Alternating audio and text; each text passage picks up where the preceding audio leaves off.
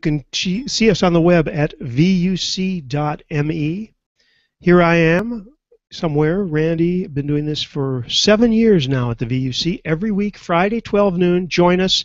And we have some people we would like to thank, and those would be, in order, Simwood.com. They're a wholesaler. If you want to develop, use their world-class API, go to Simwood.com and ask for an account. They'll give you that. But this is not for beginners. There are a lot of other things for beginners. This is a wholesale thing. Check them out, though. It's pretty powerful stuff. Next year, we're going to be hosted at Bluehost, and I want to say hello to Jared Smith and thank him for the work that we're going to be doing together next year. Right now, we're testing all that, and hopefully that'll work out. Also, ONSIP, who were our guests last week, ONSIP.com. I've been a user of ONSIP for years, as you all know, and we use the VUC hosted PBX is ONSIP.com. And by the way, for those of you who are regulars, you can get on that thing. It's free, and just ping me for that. ZipDX.com, our hosted conference service, HD voice, full-featured. It's amazing. I still, after all these years, don't know all of the features of that thing. And I learn one new one every week. This week it was unmute. No, I'm just kidding. Unmute is *6 if you happen to be on it. Go to vuc.me for the phone number. And finally, thanking Voxbone.com. They provide our local rate dial-ins in about 48 World Series.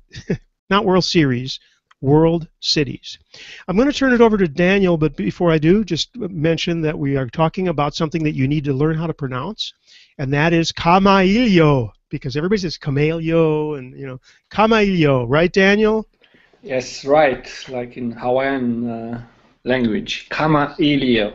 Kamailio. And I'm going to ask you, Daniel, as an old friend of the VUC, to take the reins of this conference and bring in everybody.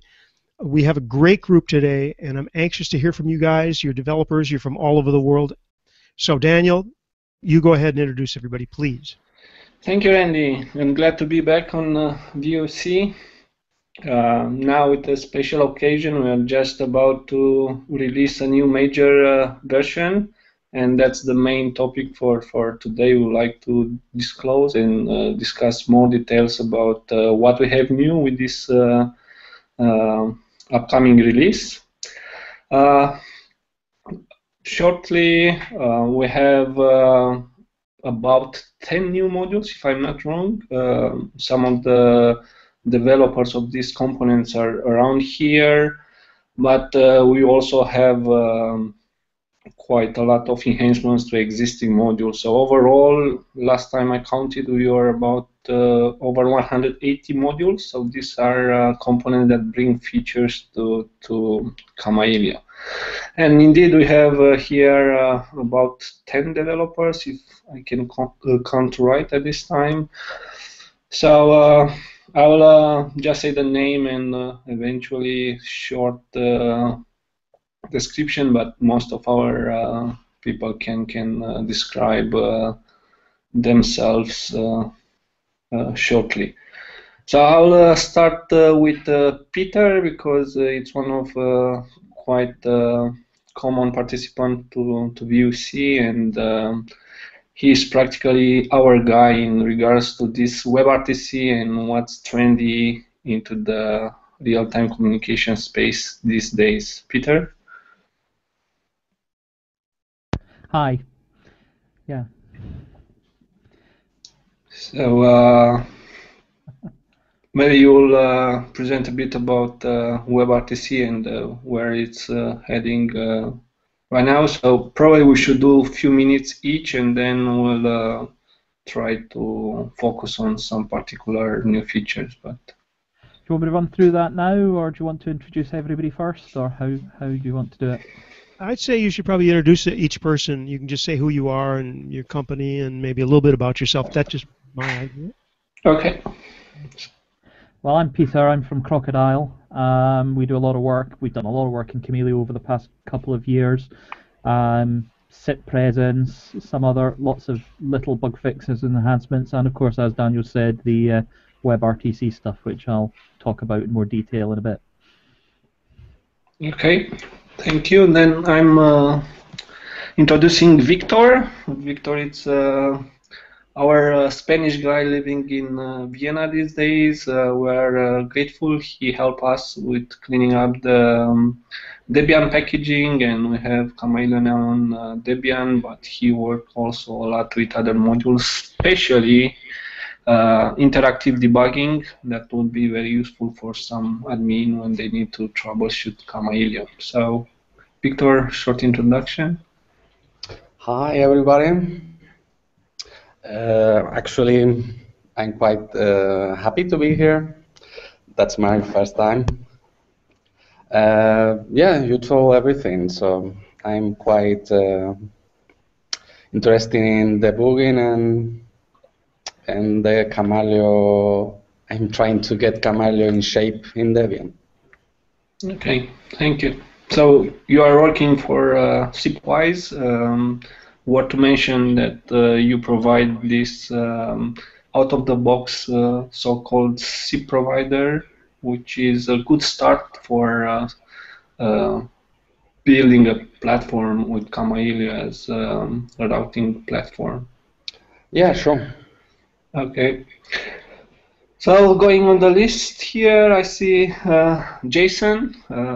It's from South Africa, and he is one of the main developers to our IMS extensions, probably over a dozen now. Jason, please, if you wish to provide more details about yourself. Hi everyone, Jason from Johannesburg, South Africa. I work for a company called Smile Communications. We provide broadband access to many countries in Africa: Nigeria, Uganda, Tanzania, DRC, and our whole interest is making sure that we are ready to launch IMS services as soon as voice over LTE becomes standard across mobile phones. You guys probably know it as VoLTE or Voice over LTE. Yeah. Okay, thank you, Jason. Next, Hugh from same company as Peter. Hello, yes. I'm Hugh. I work under the direction of Peter, so whatever the amazing ideas and modules that he comes up with, I get to actually implement them.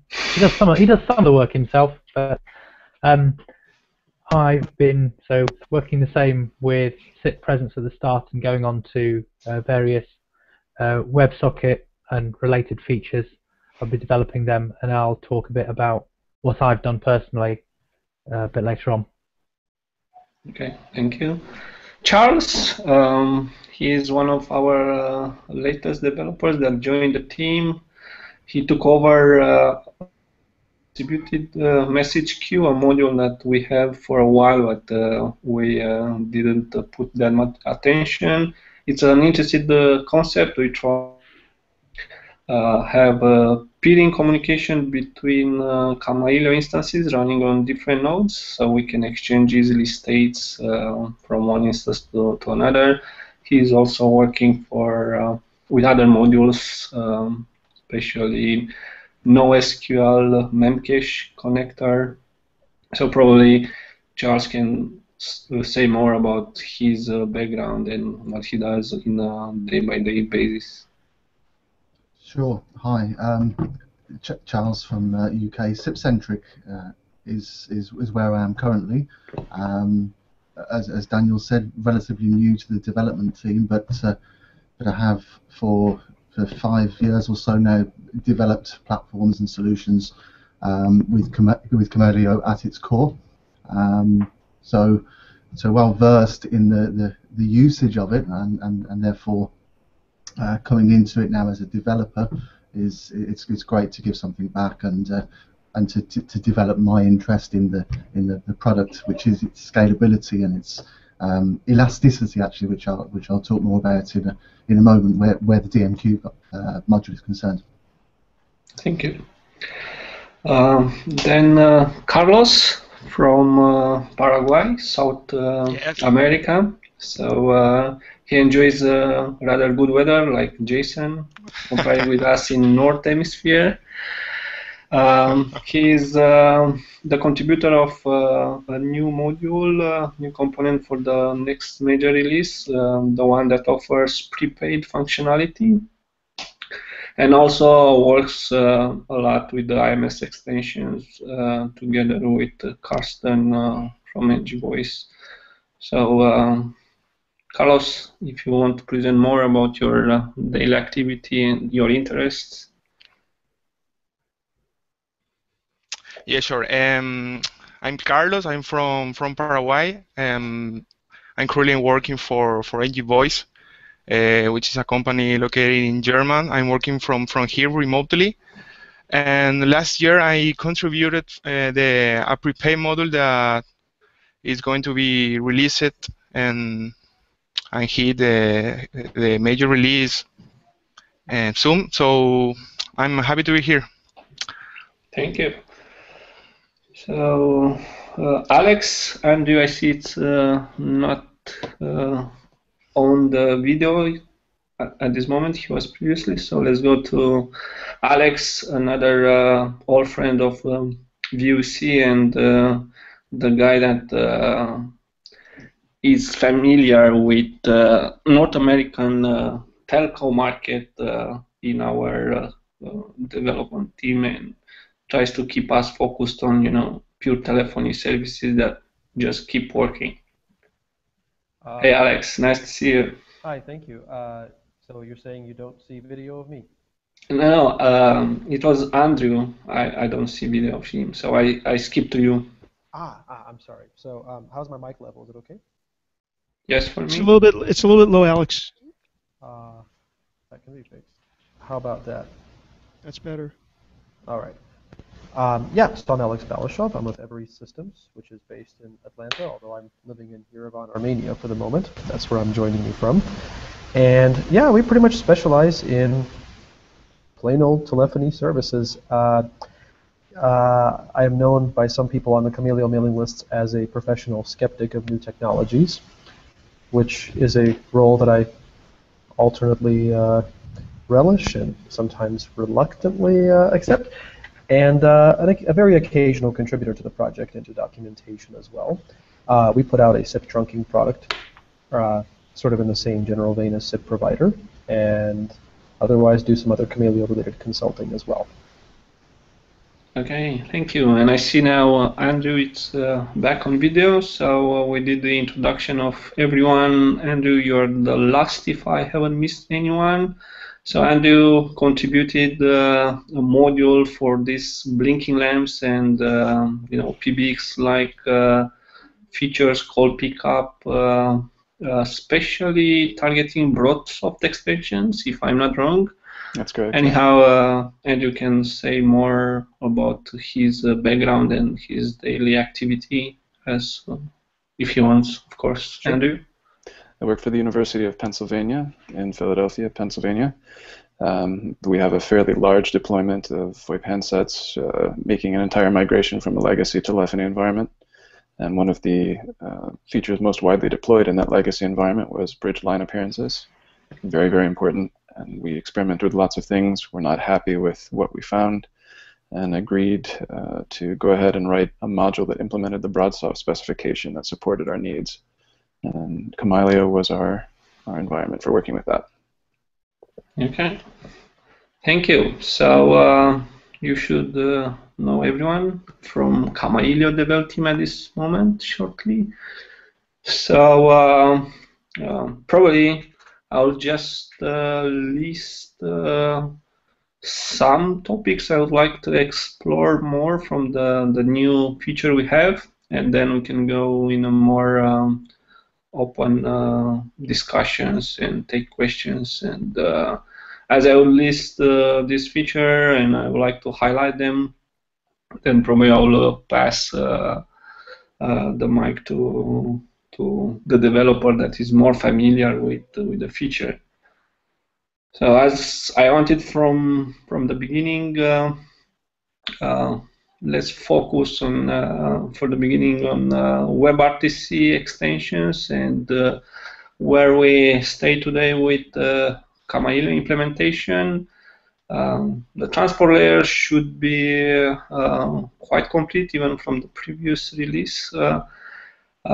Peter and the guys at Crocodile, they came now with a new module, authentication ephemeral, which is also related to this one. Maybe Peter wants to elaborate a bit more on that, or Hugh. Peter? Yep, okay. I put together a couple of slides that basically covers that stuff, so I'll just switch over to them. Nice. So, yeah. Basically, at Crocodile, everything that we've done, aside from a few little fixes for 4.1, relates to WebRTC. So I'll talk a bit about it, and then I'll hand over to Hugh to explain in detail the bit he did. So what have we done? Well, basically, there are two new modules. There's auth ephemeral and there's stun, where stun was actually previously a compile time option in the Kamailio core. It's now available as a module. And within existing modules, a variety of them were modified to support SIP outbound RFC 5626. And those modules were the registrar, the outbound module itself, which came into Kamailio 4.0 but had some improvements for 4.1, the TM module. And then there were various little fixes to the WebSocket module. Nothing major new in 4.1, just some improved statistics and configuration items. And we made a few other small changes and fixes that I couldn't really remember all of them. So this slide was good a minute ago, but it's not looking so good now. Let me see if I can...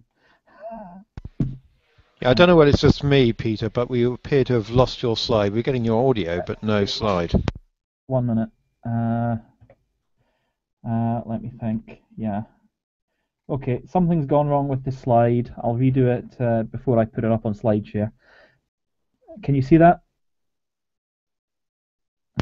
I can't. Can anyone else? I can. Okay. I'm actually Yes. seeing it in the Hangout, and yet I'm not seeing it on... His icon just went back, so let's see what happens now.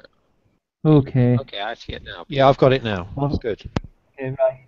Okay, the slide's not quite right. Something's gone a bit funny with it. I'll sort it and put it on SlideShare. But anyway, with auth ephemeral, one of the big problems with WebRTC, and one of the reasons people say that SIP is not suitable, is the need to push accounts into your SIP network.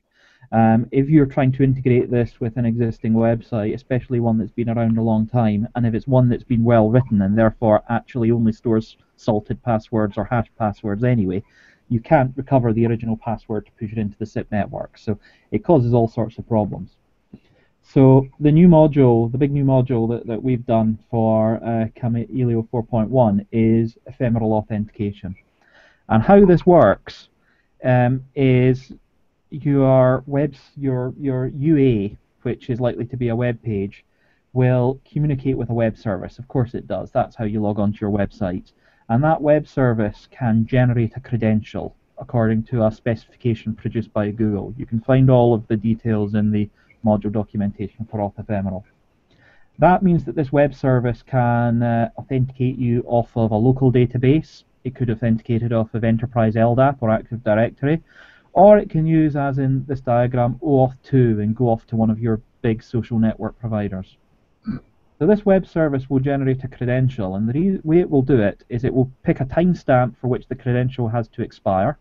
It will put a colon on after that, and it will add on a username, and that in total will make your authentication username. It will then do a HMAC SHA-1 encrypt and digest on this timestamp and username with a secret key, and base64 encode it, and that becomes your password. And it will send both this username and password back to the UA.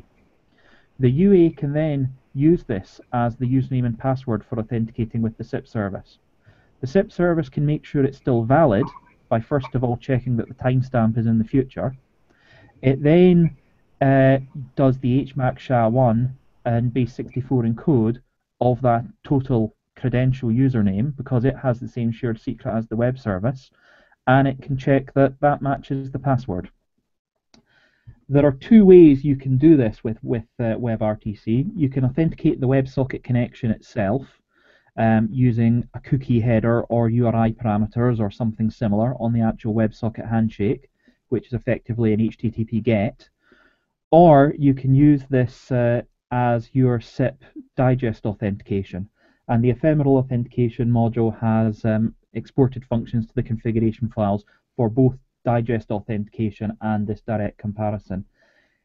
It also contains some exported functions so that you can check that the username part, the part after the colon in this generated credential, matches the contents of the from header or the to header, so that you can make sure that when people register on the network, they register only as who they're allowed to. They make a call from themselves. They can't spoof identity. And so it effectively fixes that hole. It allows SIP to be safely used in WebRTC without needing to worry about provisioning accounts and other things. Look at that. Everybody is speechless. Can I say, Peter, that is one of the cleverest things I've seen in a long while, and you make it sound particularly easy. It's not hard to implement at all. The idea was the hard bit. The implementation took an afternoon. You know, it's not a particularly complex thing, which is one of the beauties of it. It's actually very easy for you to add to whatever platform you've already got. So the other thing which Crocodile has been working on since Kamailio 4.0 was SIP outbound support. So SIP outbound is RFC 5626, and it's about managing client-initiated connections. And this is important for WebRTC and SIP over WebSockets, because effectively, with SIP over WebSockets, you're always behind a NAT. And what outbound does is it gives you a standards-based way of doing your NAT traversal. So it's signaling NAT traversal. Your clients, which might be your web browsers, they connect to an edge proxy. The edge proxy embed flow tokens identifying the incoming connection into record route headers. And clients send keep alive to the edge proxy. It's not the network that sends the keep alive to the client sends the keep alive to the network. It's far more scalable. And what the network can do is the network can add a flow timer header to the 200 OK response to your register to tell the client how frequently it should keep alive. And at that point, if you've got a connection-oriented transport, for example SCTP or TCP, you use the good old-fashioned carriage return line feed keep alive. If you have a connectionless transport like UDP, you use stun, and that's the reason that I turned stun into a module. So that if you want to support this on your system, all you have to do is load the stun module. There's no configuration and there's no vcompilation. Now, an important part of SIP outbound is that your user agent can actually register with your network multiple times. You can have multiple edge proxies. Your user agent connects to your network through the multiple edge proxies, and as a result, you've got multiple flows into the network, which means that should one of the connections from your user agent to your network die, you can always fail back to another one, assuming it hasn't died at your home router or something. And this is about client connection resilience. And in order to do this, we added some features, which is about time for me to hand over to Hugh, because it was Hugh that did that work. Okay. Yes, as Peter's just said, Kamailio 4.1 is now able to provide separate edge proxy and registrar servers supporting outbound. The important feature for this to work that I developed was one of them, the branch failure event route, and the registrar functions that allow the server to retry different paths when a broken path or a broken flow is detected by the edge proxy. If an outbound flow fails, for example due to a lost TCP connection, the edge proxy will respond to requests with a 430 flow failed. If the edge proxy were to restart, then all the flows that had previously gone through it would be invalidated, and it would return a 403 forbidden to those requests. If the client has already re-registered with a new flow, or if it supports connecting to two different edge proxies concurrently for resilience, the registrar server can catch that response from the edge proxy and resend the request using an alternative flow. The benefit of the branch failure event route is that in a forking scenario, the server doesn't need to wait for all forks to respond before retrying, and this allows failover of flows to work for each connected client independently. Kamailio users may be familiar with the tload contacts and tnext contacts functions, which allow they will sort all registered locations by queue value and enable parallel and serial forking. These two functions, tload contacts and tnext contacts, they have been enhanced so that where a single outbound enabled contact client has two flows, only one of them is selected at once and any others are stored in case of failure. I added a new function called tnext contact flow that can be run from the new branch failure event route, and it will select the next flow from that stored list. If there are no additional flows or they are all invalid, the existing failure routes will still be run when all responses to a fork transaction are received, and this allows serial forking or redirecting to voicemail, something like that, etc. The unregister function in the registrar module can be used in the branch failure event route when one of these is detected to delete failed flows from the location table, so it tidies up and prevents lots of multiple failed connections. An example of the edge proxy, or an edge proxy, and a registrar Kamailio configuration file that uses all these features is available in the examples directory of the Kamailio source, so you can set up a system and try it out yourself. Yeah, I think what I was just going to add there actually is the just so no one gets upset, the T contact flows I believe was originally added by Juha, but Hugh enhanced it considerably to make it work with this new branch failure route, which allows us to do that particular combination. Okay, a question from my side, because yeah, all these new specs from the ITF are part of your, I think it's Crocodile Communicator, or how is the name? Do you know any other phones, hard or soft, implementing SIP outbound? I try to find what. PJ SIP supports outbound, I believe. Okay. I think there, and Bria claims to. It doesn't. I think part of the problem is people were saying, the client and phone manufacturers were saying, well, this stuff is great, but there are no servers out there that support it, so there's no point in doing it. And then, of course, the SIP server people were saying these features are great, but there are no clients out there using it, so so there's no excuse now. Okay. Peter, quick question: is it possible to adapt PJ SIP to use outbound relatively easily, or does it require a lot of tweaking? I've no idea at all. I believe it supports it. I don't actually use PJ SIP, so I don't know. Well, because I mean, a big factor in adoption, there's a lot of PJ-based clients out there, but a big factor in adoption would be whether it's kind of a turnkey forklift thing where it requires a bunch of rewriting and state changes and so on. Yeah, I mean, at the end of the day, I don't know whether people will adopt it all that rapidly or not. It's something that is, it's not quite an absolute, you must do this if you're doing SIP over WebSockets, but it's very close to this is how it's meant to work. So I would very much expect any SIP over WebSocket client to support that, and that's why we added it. Okay. Although you can do it in other ways as well with SIP over WebSockets. It's always, we had the opportunity to do it as per the spec, so we thought we'll do it that way. Nice, thank you.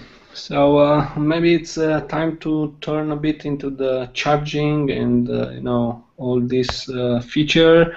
I spotted today, coming from Jason, or anyhow from the IMS extension, a new module that I haven't listed as new so far, this IMS charging. So maybe Jason, you can provide an overview of the IMS modules, the current state, and do you think it's gonna take. I mean, IMS, it's an old technology. I thought it's not taking off. Now it's coming back more and more. As you said, maybe because of this voice over LTE and 4, 5, 6G.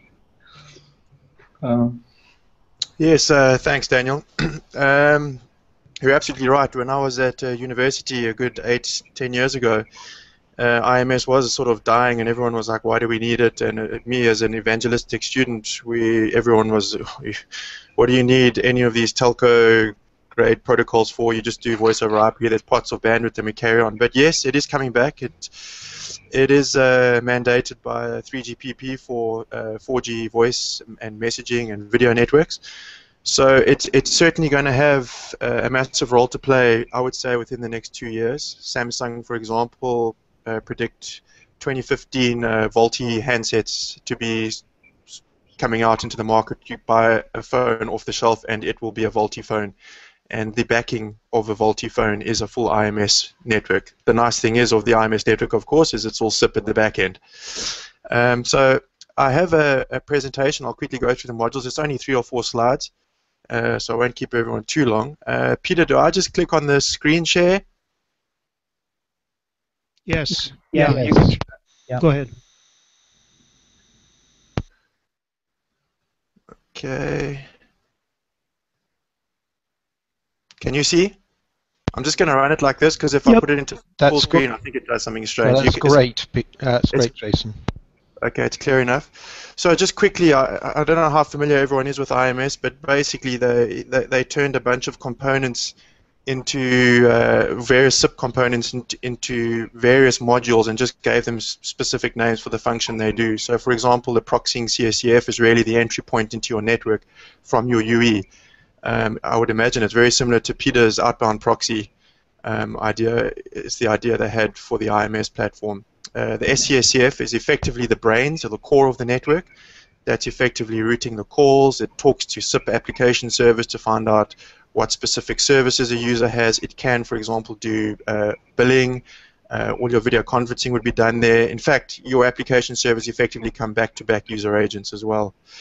Interrogating CSCF, not too important, but effectively just on the edge of your network, which for peering with other networks, typically you do topology hiding and security, etc., etc. The modules that we've contributed, and I must give credit also to Dragos Vingazen from Fraunhofer and the Open IMS group, Fraunhofer Focus. They actually did a lot of work in the Open IMS, and what we did is actually took a lot of their work and modularized it as opposed to Kamailio, or to fit it into Kamailio. They initially implemented it as 3 specific modules, so a PCSCF module, a SCSCF, ICSCF module, and they were using it on SIR, if I remember, Daniel, I'm not quite sure, but anyway, we actually took all of the logic out of those 3 modules and broke it up into the various modules that we saw as being the correct functions, and then of course optimized and improved as we went along. So I'm not going to go through, I've actually put the slides here because I don't want to go through this boring stuff into each module. But the slides there so that everyone can actually see in their own time. They can pause the Hangout and have a look at what the various modules do. Yes, the IMS charging module is probably one we can speak about because it could have probably good use in other modules. Some guys can maybe use some of the code inside there. Carlos actually has also been working on the charging module. But effectively it allows us to do full real-time charging in an IMS network. And the specific protocol we use is session charging with unit reservation. So there's full unit reservation in terms of time amount of that you would like to reserve. For example, you can reserve 30 seconds. You come back in 25 seconds saying you've used 25. You give back the other 5 and ask for another 30. And your online charging system will cater for that so that you can actually have multiple sessions feeding off the same account without dropping below a negative balance. We've spent a heck of a lot of time on testing, which is probably why some of the module improvements have been a bit slow. We like to make sure that everything is in tip-top stability from a scale perspective and making sure that we can do the load. So one of the things I think we pestered Daniel quite a lot was making sure we could get all the asynchronous processing working, because with these slow-running protocols like diameter or radius, you don't want to hold your SIP processors up waiting for a response from an HSS or an online charging system. So we found a massive improvement by using asynchronous processing and freeing up the SIP workers while we wait on a lock waiting for I/O. So just some numbers there. We run an entire platform on 2 servers, including our MySQL cluster, our full OSS BSS stack that we've written in-house, and then of course all the CSCFs, and processing a mixture of calling, registering, and deregistering at 35 calls per second for 2 days. We did about 3 million calls, no crashes, no memory leaks, and we could get a maximum of about 300 calls per second before Java started falling over, as you would expect. These are just some nice graphs of how we monitor our various Kamailio instances, which are behaving either as PS or ICSCF. So I just thought I'd show you a little bit of eye candy in terms of how we keep track. Just maybe move to this slide and you can actually see we monitor the diameter response times for each of the various interfaces that the modules implement, and this is all done through the Kamailio statistics. So we really just have a Java process reading the statistics at various intervals and spewing it out to syslog, which we then capture in our OSS BSS and graph in real time. And you can also see our Kamailio memory logging as well. Just some future extensions. Carlos, myself, and Richard are working on the database extensions now so that we can look at failover redundancy for the various user lock modules, the S, the P, and then of course IMS charging. We have to look at IPsec as well, which is mandatory on the 3GPP standards for the communication between the UE and your edge proxy or your PCSCF. You have to have an IPsec encrypted channel.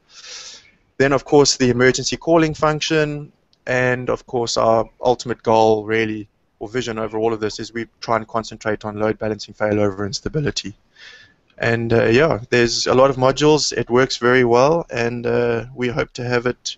One thing I can tell you is we made the first voice over LTE call in Africa, in Nigeria, on our live LTE 800 megahertz network, fully integrated with an Ericsson EPC core, so there was full quality of service initiated for the call, because those that don't know IMS, when you make a call, when the 183 comes through on the terminating and the originating side, you actually reserve radio resources to make sure that you have enough, based on the codecs that you've chosen or negotiated, to make sure that you can actually make that call on the radios and you have enough resource all the way into the packet core. And yeah, we were able to do that about 4 months ago on the Kamailio instances. So yeah, it was a nice achievement and pretty exciting and fun to do. Thank you. Jason, can you, because I wish I would have done this earlier, but obviously people are listening to the audio possibly, and it would be good if they could either download those slides, see them somewhere, or contact you for more information. Is there a good way to do that? I will put them on SlideShare. If that's the accepted way, I think that's what a lot of people do. I'm quite happy to do that. That'd be great, and I'll as soon as you let me know, I can put it in the article on the blog, and Daniel and everybody can replicate that so that people do know. Sure. Because there was a lot of information there, and I should have maybe even interrupted, but I didn't want to. So yeah. IMS is a pretty complicated system, and probably to get through a lot of it will really take up too much. I think we only had an hour scheduled, so I really didn't want to take up too much time. But absolutely, we're very open to anyone asking any questions or having discussions anytime, anywhere. We're quite happy to do this again. Yeah, so I wanted to also highlight your contribution on asynchronous message processing. We had it with SIP request, but Jason and Richard, they contributed the other half of SIP replies, which typically don't take much processing for pure SIP routing needs, but on the IMS case where you have to interconnect with other nodes might introduce delays. So yeah, that's making now the processing in configuration file, giving the option of doing completely asynchronous processing in the config file as you need. So it's a matter of combining some function from transaction management module with other modules that will actually do the processing you want. So maybe Carlos can add to this charging part with its contribution on the prepay module, which is more like standard telephony prepay modules, if I got it right, Carlos? Yes, that is right. Actually, the prepaid module that I wrote is similar in the way it operates to the IMS charging module, except that it doesn't involve any kind of diameter connection or any kind of interaction with a online charging server. So CNXCC is basically a prepaid module that one can use to monitor and limit the duration and number of calls without having to interact directly with the database connection. It is built on top of the dialog module, and it has and maintains an in-memory structure, so it could be considered to be very fast. A structure of calls, and every call is associated with an ID, which can be dynamically generated. It could be, for example, the customer's ID, and you can limit the calls the customer can make or can place at a certain point of the time, using basically three methods, three function calls that are all callable from within the routing script. You can limit the calls by specifying a maximum amount of credit. For example, you could specify by querying a database, an external database, and storing that value to a pseudo variable. You can pass the pseudo variable along with the customer ID, the maximum amount of credit, the cost per second of the call, and in case the call is not rated second by second, you could also specify an initial interval and a final interval. So if the customer makes a call, it will be controlled and monitored by the module, and when the credit limit is reached, the module will turn down the call and notify via a callback function to using an event route, to be more specific, to the routing script. So when the call for whatever reason reaches a limit and it gets shut down by the module, you got a callback on the routing script to do whatever business logic you need to. For example, you could do an accounting, or you could notify or identify what call was turned down, and I don't know, maybe you can store that in a database, or do a custom accounting in case you are not using the ACC module. So that's the most common use of the CNXCC prepaid model. But you also have two other methods, which are the time limit duration. For example, you using always an identifier for the customer, you could tell the model to only allow that customer to call for 1 hour, for example, or 2 hours. So if the customer has 1, 2, or 3 concurrent calls, the sum of the calls will if the sum of the calls reaches 1 or 2 or whatever amount you specified, the model will also put those calls down. And the final one is the concurrent call duration. So is always the customer ID, and then the second parameter is the maximum amount of channels or concurrent calls. It can be made at a certain time.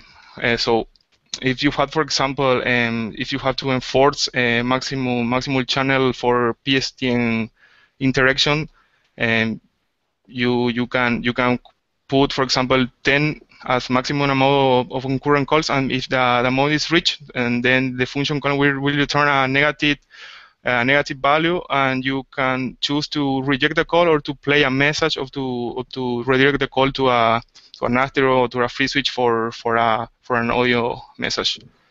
Okay, all this module. Yes. I just wanted to add that if I'm not wrong, there is also a web interface for this module or something related. We don't have it in Kamailio, but I think I saw it when you contributed the module. Yes, there's a web interface built on PHP and same framework. It can run on Windows or Linux or Apache web server, and this PHP script basically queries the internal memory information this module maintains, and gets information about all of the calls and all of the profiles, and via an XML RPC connection, and it displays the information on a web page using a grid. Basically, all of the rows are grouped for customer and number of calls and current call duration, and you can choose to expand that view or to shut down all the calls in case you want to do that. Okay. So you can basically have that. Yes. Sorry, it's a bit of delay. I remember that someone added this option for the dialog module to be able to cut all the calls from a profile. It was Alex or it was you who? Or Alex, I think you added some features to dialog module, or? Yeah, I added a function that allows you to change the timeout of all the calls in a profile, optionally filtered by key. So, yeah, I guess it's a small subset of what Carlos has done for some relatively narrow purpose. Yes, and yes, it's like an enhancement for that feature, because I think you can specify a profile with a pseudo variable.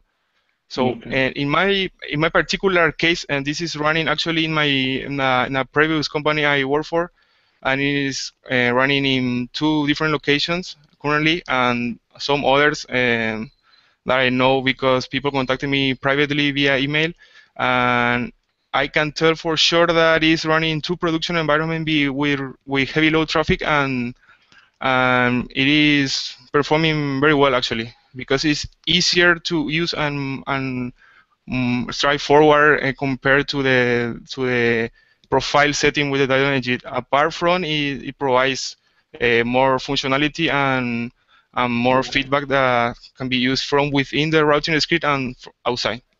Okay, so maybe now we can discuss a bit about this distributed message queuing. We would like to get like Kamailio nodes communicating in backgrounds and trying to make it as transparent as possible for the scriptwriter or the Kamailio admin. So we will not have to interact that much. Charles started to work on that, and as far as I remember, Hashtable, which is our generic caching system, has the option of just replicating the information from one Kamailio instance memory to the other nodes in the group. Yes. So this is it. As Daniel said, it's very much at the beginning of its development cycle. I didn't come up with the concept. I'll say that, and as Peter said earlier, much of the genius is often in the idea or the concept rather than the development of it. Although that has its challenges too. So I've really revived this module based on an interest that I have in making an infrastructure scalable, certainly geographically, and making it easy to do so without too much reconfiguration, making things configurations quite identical, and just being able to spin up new instances of Kamailio very quickly based on demand. So the DMQ module, it essentially implements a distributed message queue on top of Kamailio. It enables the passing and replication of data between multiple instances, and we've kind of proved the concept of that now with the hash table module, the htable module, which is an in-memory store, key value store of data. So rather than using an external SQL or no SQL type of database to share this information, or trying to replicate this by manually sending SIP messages to replicate this data, what I'm trying to build is this underlying channel, communication channel, that other modules can use or utilize to send it or to share information between themselves. And here's the important bit: without prior knowledge of each other, because that's the differentiating factor here. So the DMQ system itself handles or transparently deals with node discovery, consistency, retransmissions, etc. The other entities, the other modules, or the peers as they're called, they then tap into that communication channel, almost like a pub sub type of a system, where they subscribe to messages that they're interested in, and they transmit over that channel to their peers, or they broadcast. So this essentially enables us to plug in new instances. They only need know about one other node at that time. They will contact that other node. That node then tells all the others, and this self-discoverability continues. So I do have some basic slides. Let me just try and find this screen share. Sorry, this is the first time in Hangout, so forgive me, guys. Well, considering this is your first time, Charles, you're doing remarkably well. Sorry. Okay. That's it. Can everyone see that? No, we're still looking at you. Okay. Charles, when you click the screen share button, it should pop up with a bunch of windows of what you want to actually share, and then you click on one of them and then click OK. Right. Yes.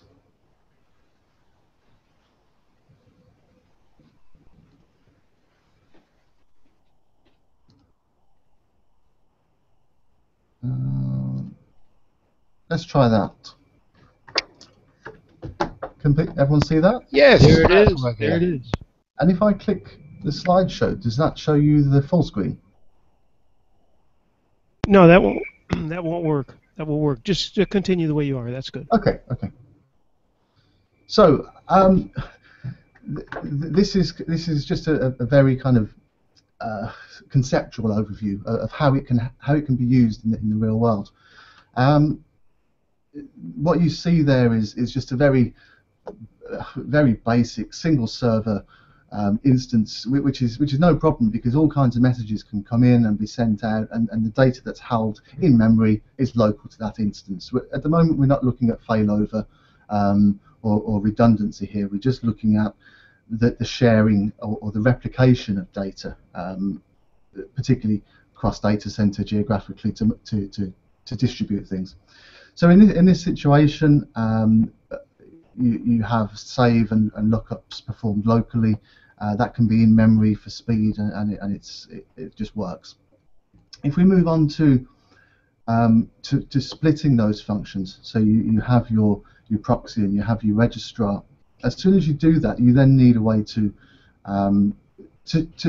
centrally share that data or to replicate between the two, and that often involves a database of some kind, which introduces another level of maintenance overhead, and more importantly, latency, delay.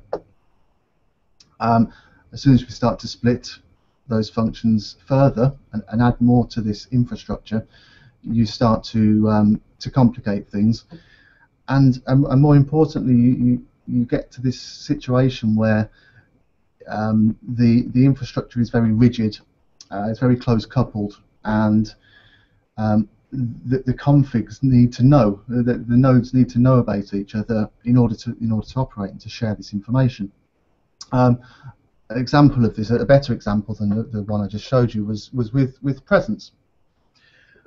When a subscriber asks to be notified about changes in state of other users or other subscribers, it will subscribe to a particular server, and that subscription will be held in memory. Now, any other client which publishes its state to that server, the Kamailio module will check in memory for a subscription, and if that subscription exists, it will send the notify out to that subscriber. That's fine when you have a single instance. As soon as you start to expand your network and to split up, you then end up with two physically separate servers with their own in-memory subscription table, and clients publishing to one are fine for the subscribers in that particular instance's memory, but the other server knows nothing about that publish message. So then you have to start again replicating that publish message, or using DB only mode, which just really adds overhead and latency. So this is where the DNQ module can really come into its own. The H table was one example where we're just sharing an in-memory store. Here is an example of how it can be used for presence specifically, because these presence instances can literally plug into this DMQ channel, and local subscribers will subscribe to one or to the other server, and those subscriptions will be held locally on those respective servers, which is great also for NAT, because the notifiers will be going back out from those servers that they're subscribed to, and deals with NAT very well. But where you normally have the problem of a publish for a particular client on server A, the server B not knowing about it, now that publish can be replicated across the DMQ channel in a very transparent way. More importantly, you can then start to plug in additional presence servers without having to change any config, without having to do anything special, any manual replication. You don't need any central DB. You just literally power them up, spin them up, and they start working across this DMQ channel. They start replicating any publishes. So if we look at this one here, we've got a publish A coming in. That's replicated, and anyone on this server who's subscribing to events from client A will be notified, because the publish has been replicated across this DMQ channel. The DMQ channel has already been set up and is already maintained by itself, by the underlying module. These other servers don't, or the other modules don't need to do anything really special to know about each other. It just works. So it's a far cry. I mean, sorry to keep switching here. Let's go to something else. Charles, Yeah. sorry, just a quick question. I assume you don't replicate the notifiers across the DMQ, otherwise you're going to flood a particular user for every instance of Kamailio that you have that's in that queue, yeah? Absolutely, just the publish. The notify doesn't need to be replicated. The notify is just the specific subscribers from each server that the subscriber is registered to, if you like, for that subscription. And you can decide which messages are replicated using DMQ from the config file, or yes. You, I mean, the implementation of the DMQ module with the presence module is not yet written. This is the sort of the conceptual level, but yes, there will be configuration parameters and flags that you can set, that you'll be able to set to determine which messages are replicated and which aren't. Okay. But essentially, the Cool. published message is the only one that will need to be replicated. Yeah. Could I ask another question, if I'm not Sure. interceding too much? One other method of replicating messages relatively seamlessly between Kamailio instances, which of course doesn't have this high-level approach that is integrated into the module, or is not to mention all the internode discoverability and all the automation and stuff. But there is the UAC recsend function, the ability to synthesize custom SIP requests and encode whatever data you want in them and just fire and forget them. And of course that requires that you marshal the data in and out of them, devise your own protocol for handling whatever it is you want to replicate and serialize, deserialize, and so on and so forth. But aside from the high-level convenience factor of this implementation, what are the relative merits of this DMQ-based replication approach in scenarios where you have custom data that you want to replicate that falls outside the scope of a module's data schema? In other words, is it relatively easy to use DMQ to replicate other state information that is not inside a module? Yeah. I can take on this one because, as Charles said, and I mentioned before, the modules was started a while before, and I was working with the initial developer, which was a student at that time. So practically, the module has two planes of usage. One would be behind the module, so it would be transparent, like, okay, you decide that the presence module will replicate the publishes, and will be some code inside the present module, and then you just load the present module. Eventually, you set a module parameter, and that's all. But then there are some functions from config file, and then it's up to you. One of the parameters is the body, and of course, in the other nodes, you can intercept. If I'm not wrong, we use a custom request type. It's like KMSG or something, so it's not option, not message, it's something custom, so you can easily intercept it and you know it's from the message bus. Yeah. So the idea was, okay, we have some meanings to replicate now, so it's not really something that we didn't have at all. It's just making it more convenient for modules and as well as self-discovery. That's the thing that I wanted. Once you plug a new node, the other should be aware of this, and this new node, by just pointing at one existing node, should learn about all the others. Let me try to refine the question just a little bit, though.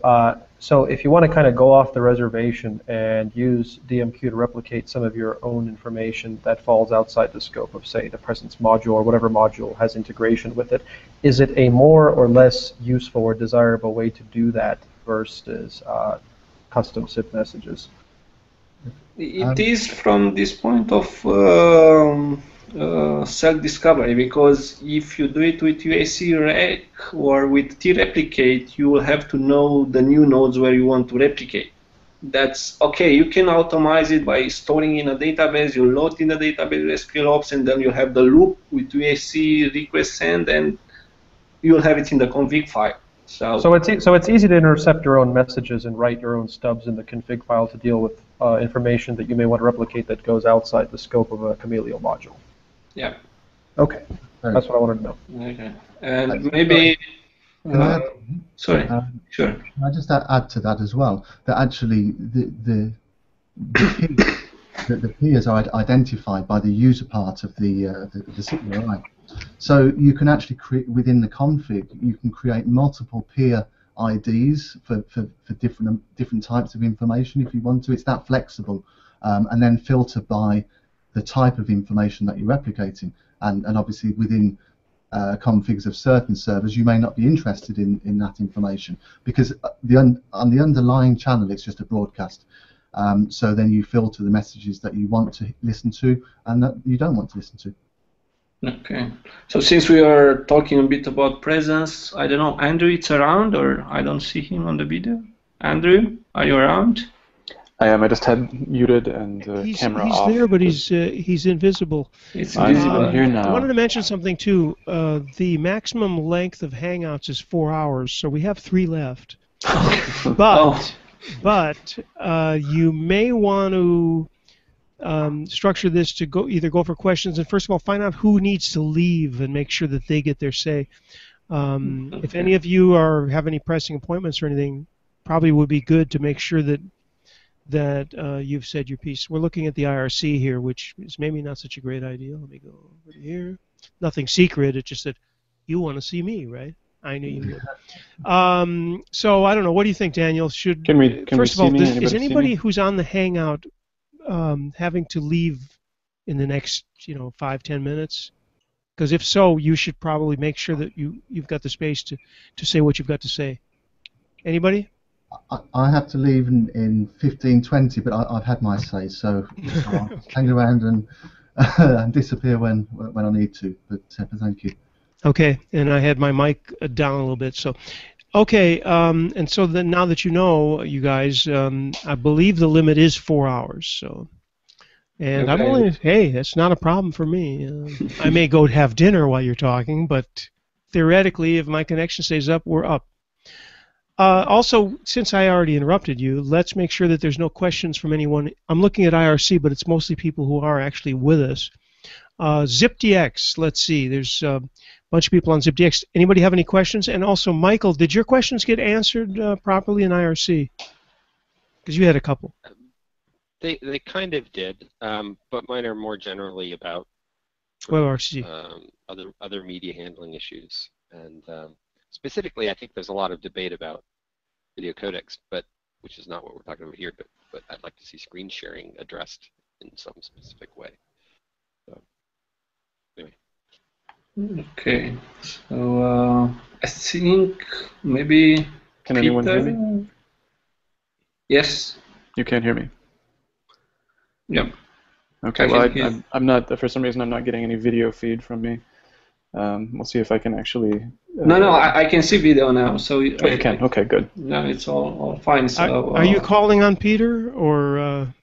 Yeah, I just wanted to ask if Crocodile Communicator has this screen sharing implemented, or? Yeah, it does. Actually, I did a presentation a couple of weeks ago to the WebRTC Summit in Santa Clara. I couldn't go out there. So I sent the guy, basically I sent the guy an email that contained a URL in it that when he clicked on it, established a WebRTC session to my Crocodile Talk account, at which point I was able to screen share. The way that it works in Chrome is that it creates a video stream, but it's not necessarily that much bandwidth, because of course you can have a video stream that has 1 frame a second or 1 frame every 10 seconds. If the frame doesn't change, if the screen doesn't change, then it just won't send any other data down, and that's kind of how it works at the moment. Okay, so maybe we'll discuss later.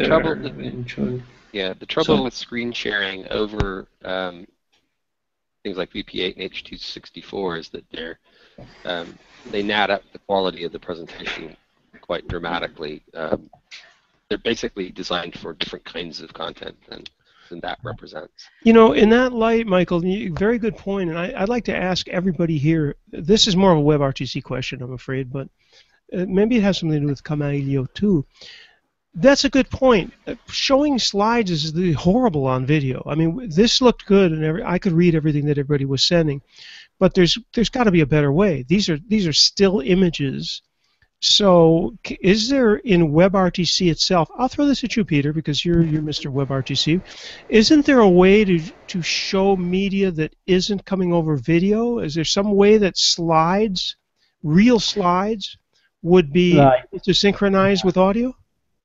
Okay, well, I mean, in theory, of course, you could send something over the data channel and render it in the destination using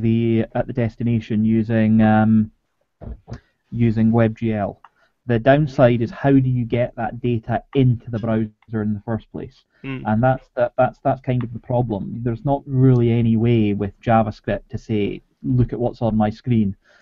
People don't want to do that in general, because that would mean that any malicious web page could see what's on your screen. So when you turn on screen sharing in Google Chrome, it actually throws up a modal Google Chrome dialog that says, "Are you sure you want to do this?" And there's a your screen is currently being shared icon that's up, and that's built into the browser rather than a JavaScript application. The one comment I will make actually is that we've been experimenting with the screen sharing since it first appeared in Google Chrome, and it's much better than it was. So I think the browser stuff will get better. But at the moment, there isn't really anything you can do because yes, you could encode something, send it over the data channel, and use WebGL to display it. But there's no real way to get that into the browser at the moment. And thank you, Bob Bowles. Let me, Peter, just to continue that for 1 second. Is there no way to simply transmit, have a second window open, and say, okay, here's what this is the slide we're looking at now. In fact, isn't there some system that can allow you to do that? Because just to clarify, a lot of times I've shown slides for people. And so you're showing the slide, or you can go to SlideShare or something, but you're not in sync. So I would have thought that one of the interesting things that could be done with WebRTC would be to sync slides up, but to be looking at the slide, not the video of the slide, because that's kind of like looking at a cam of a movie. You know, you're looking at somebody who's sitting in the audience filming a movie. You know what I'm saying? To get that full resolution. Thinking off the top of my head, there is a file API available in the browser, and what you can do with that, that's what we use for file transfer. We effectively load a file, a binary file or whatever, into a buffer in the browser that we then transmit over a WebSocket connection. So I would suppose that if you wrote something like a PDF parsing parser in JavaScript and a PDF renderer in JavaScript, you could load your PDF file into Google Chrome or into Firefox using the file API, and then using JavaScript you effectively have access to this. You could work out what is the first page and send the first page over the data channel, or you could transfer the file in total from one side to the other, and then send an instruction saying change page, change page, change page. It's all definitely doable, but in that particular case, you would have to write something capable of parsing and rendering PDFs as a JavaScript application. Now, of course, you can do that. JavaScript's a very powerful application. I'm sure people can do that. And there might actually be an argument for having some form of XML markup for simple slides, but then, of course, how do you send the graphics? So I think the answer is actually that technically it's possible, but it'll be a sort of non-trivial application to do. But yes, you could do it. You could certainly do that, and then you could exchange the data over data channel, if that makes sense. Well, maybe we could talk about this later. I don't want to get off of Kamailio too much, but to me it's more like just sending a signal saying slide 2, slide 3, and you're looking at it even on something else in some other windows synced. Let's talk about this. At the other end, though, that's the problem. You know? Right. But let's talk about this later, because I think it would be an important and interesting thing, but it has nothing to do really with the topic. And I'm sorry, Daniel. Let's go back to you and let you direct here. If you're unmuted, because I'm not hearing you. Is he on? No, I was muted. Sorry. Yeah. There we go. Sorry. Go ahead, Daniel. I'm sorry, and I'm sorry for the interruption.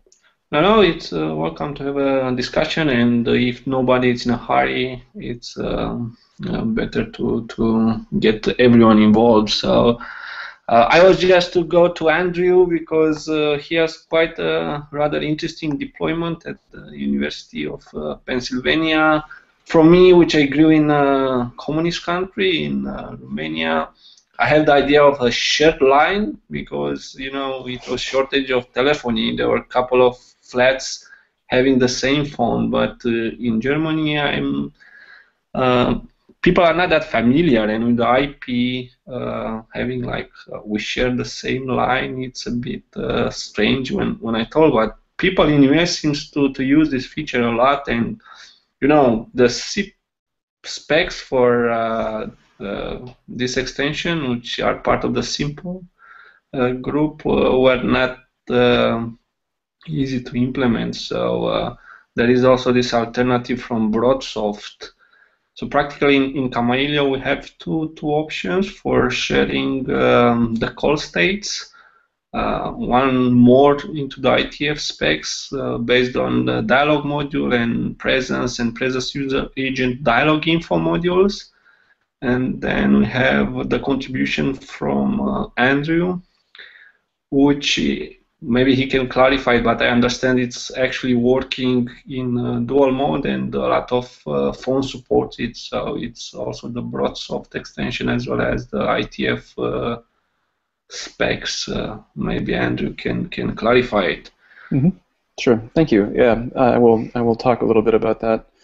I'm keeping my slides extremely simple here, black and white, so hopefully there won't be a whole lot of bandwidth. Did he disappear? Can you hear me? There he is. You can hear me. Good. Okay. All right. So I will start here. He has a slide up. Can you hear me? No audio. Andrew, are you muted? No, I'm here. I can hear. Can you hear me? I can hear Andrew. Yes, I can hear. Can you hear? Okay, good. Okay, thank you. All right, I will continue then on this. Yeah, I can hear you. On the assumption that everybody can hear me, I'll continue. I'm not hearing him. What? Am I the only one not hearing him? No, Ruel says in IRC can. Huh. And Eric says he can. Oh, he's on IRC. He's on. Did I drop the call on? No. No, I can hear you. Who can hear him and who can't? I'm not hearing him. I can hear. Oh, good. Okay, well, Daniel can hear him. I see some hands raising. People can hear me. I can hear. Good. Good. Same. I think because I'm not retransmitting him on Zip. So why am I not hering him? Let's see. I don't know. I think it's a majority. The vote carries that I can be heard. Oh yes. Yeah. Who is this? Is this Andrew? Test. This is Andrew talking. There we go. Hey. You can hear me. All right. It's nice to have a two-way conversation. That's all right. I don't know what happened there. Your volume was down, and I'm pretty sure it wasn't me. But go ahead anyway. We're out. We're good. All right, great. I'll jump right into this and keep it kind of quick. This is oops. That's what I wanted to do. Let's go to the next slide.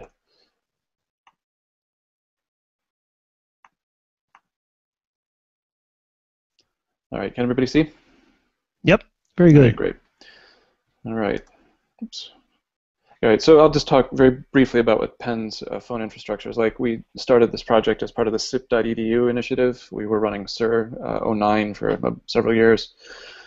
The SIP.edu work that had been done gained some traction because it was much cheaper than the legacy telephony environment we had. We're targeting 18,000 total VoIP handsets across the campus. It could go higher than that, but that's the original goal. We're at about 3/4 done at this point. Handle 100,000 calls a day, sometimes with spikes much higher, and we have a fairly uncomplicated architecture at the moment, some proxies, registrars, asterisk for voicemail, and SEMS for a few applications. During the migration, the requirements that were drafted were very what you'd expect, voicemail transfers and pretty basic stuff. But one thing that the campus had become very dependent on was what's called bridge line appearances, where a call rings multiple handsets, the call can be answered, held, and then picked up from any of the other handsets that have that line on it.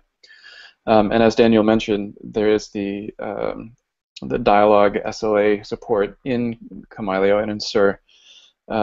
We did actually start with that.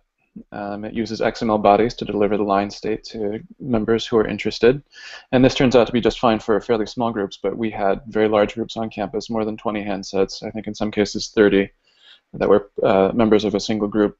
And we were able to get things going by using some local patches and some help from Anka, who's contributed both to Kamailio and OpenSIPs, among other places. But the XML bodies quickly increased the notify packet size, which meant lots of fragmentation, lots of retransmission. The fragmentation of almost every packet that we watched, we did lots of captures and watched the packets get fragmented. And this was much, much worse for large BLA groups, and especially for handsets that would have multiple BLA lines on them. We do have setups where people have sidecars on their desktop handsets, and they may have 5, 6, 7, 10 different shared line groups on those, and as soon as those groups are busy, the handsets get overwhelmed by the packet sizes, and especially on busy handsets or underpowered handsets, they get overwhelmed when they were trying to reassemble the fragmented packets, and then that I would have a quick result question, in. if I could Yeah, jump right in. ask. Mm-hmm. So I'm not familiar with the Kamailio OpenSARE implementation of this dialog event notification. So are they sending entire states for subscriptions in one notify versus a notify per AOR? The BLA, well, no, it shows for every active dialog for a given line. So there is a sort of an encompassing BLA tag and then dialog tags for each of the dialogues that are active. And on a very busy handset, that particular line would have 3, 4, 5 fairly large XML tags for each dialog. And then if that handset happened to have several shared lines on it, the amount of XML that was actually getting transmitted to it would start to overwhelm the handset, especially on handsets that had either fairly weak CPUs or very little memory. That caused what the stuck states, where the light would, for indicating activity on that line, would be stuck on the handset, but there would be no indication that that line was in use on the back end. And that stuff became very problematic. We received lots of complaints, and so we actually talked to our vendor, and they said, well, the alternative is to use this vendor spec, shared call appearances. So I was going to say, I know that in the RFC for distributed dialog event, there's a couple of different mechanisms for showing complete state, where it's basically, if you have what you're talking about, a bunch of handsets that are basically in the same group, you could indicate the state of all of them, or you can indicate the winningest state effectively. I know that there's different that didn't for that. solve the problem. Yeah, that didn't solve the problem of orphan dialogues for us, which was also not an uncommon problem, where either via network problems or power loss, or somebody simply unplugging their phone at the end of the day, which we did have trouble with. That wouldn't cover that. And beyond that, the implementation that was available to us was based on a draft that was ultimately withdrawn.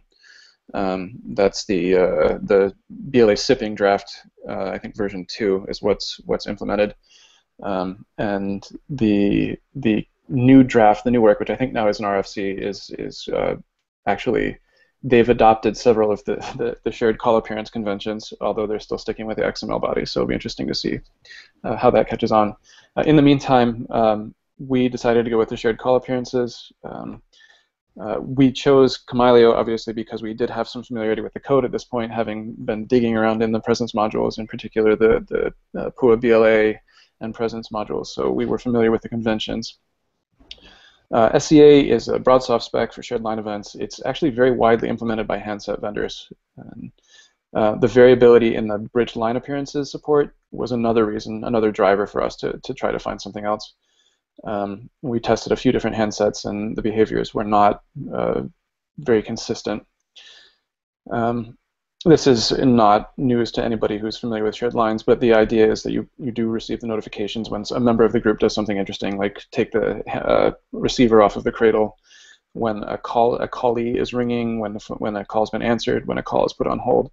And of course, the held calls can be retrieved by any other member of the group.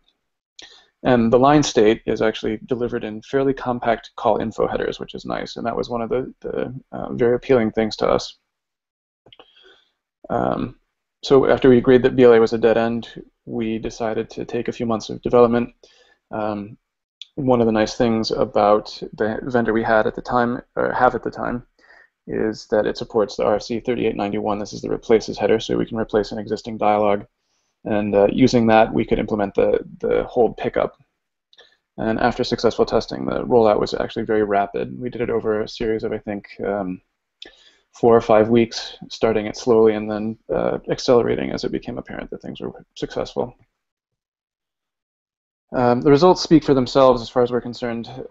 With the conventional BLA support, we were only able to support group sizes of up to 6. I think we had a couple outliers of 8, but they were the ones we got the most complaining from. And with our existing vendor, we can now do groups of 24. We could probably do considerably more, although at the moment the handsets we have kind of impose a limitation of 24. We now have 8,000 or more handsets using SCA. Many of those handsets, like I alluded to, are using sidecars with multiple shared lines. And stuck states are almost entirely eliminated. We have some code that checks to make sure that a dialog still exists. We do have some monitors too that also check some of the logs to make sure that everything's been cleaned up, but we usually have no stuck states at this point. Another win for us is that it opens the possibility of using other vendor handsets. I've now tested it with Polycoms, with Astras, with Cisco, and with Yealink, and it's likely to work with Snom Grandstream and a bunch of others. And it's also appealing to us because it could mean bring your own device for people at Penn. We'd give them credentials, they'd be able to choose their device and be able to get going. I was hoping to do a simple demo. I don't know if this is going to work, but we'll give it a shot. I will end my screen share here.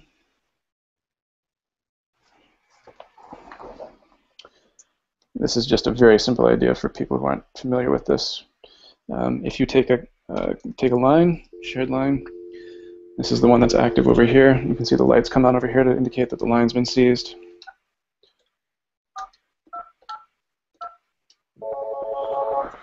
Answer over here. You put this on hold. The lines blink to indicate the call's on hold, and I can pick it up over here. That's it in a nutshell. But it's it works very well with transfers with multiple lines, and this is a very simple demonstration of what it does. All right, so we can get this back into the sharing really quickly.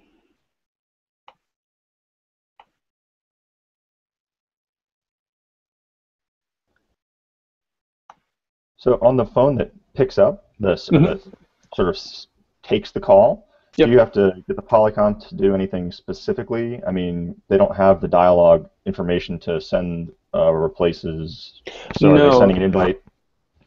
Actually, the SCA module detects an SCA pickup. So the pickup is crafted very specially. It is an invite to the AOR, the address of record of the SCA group.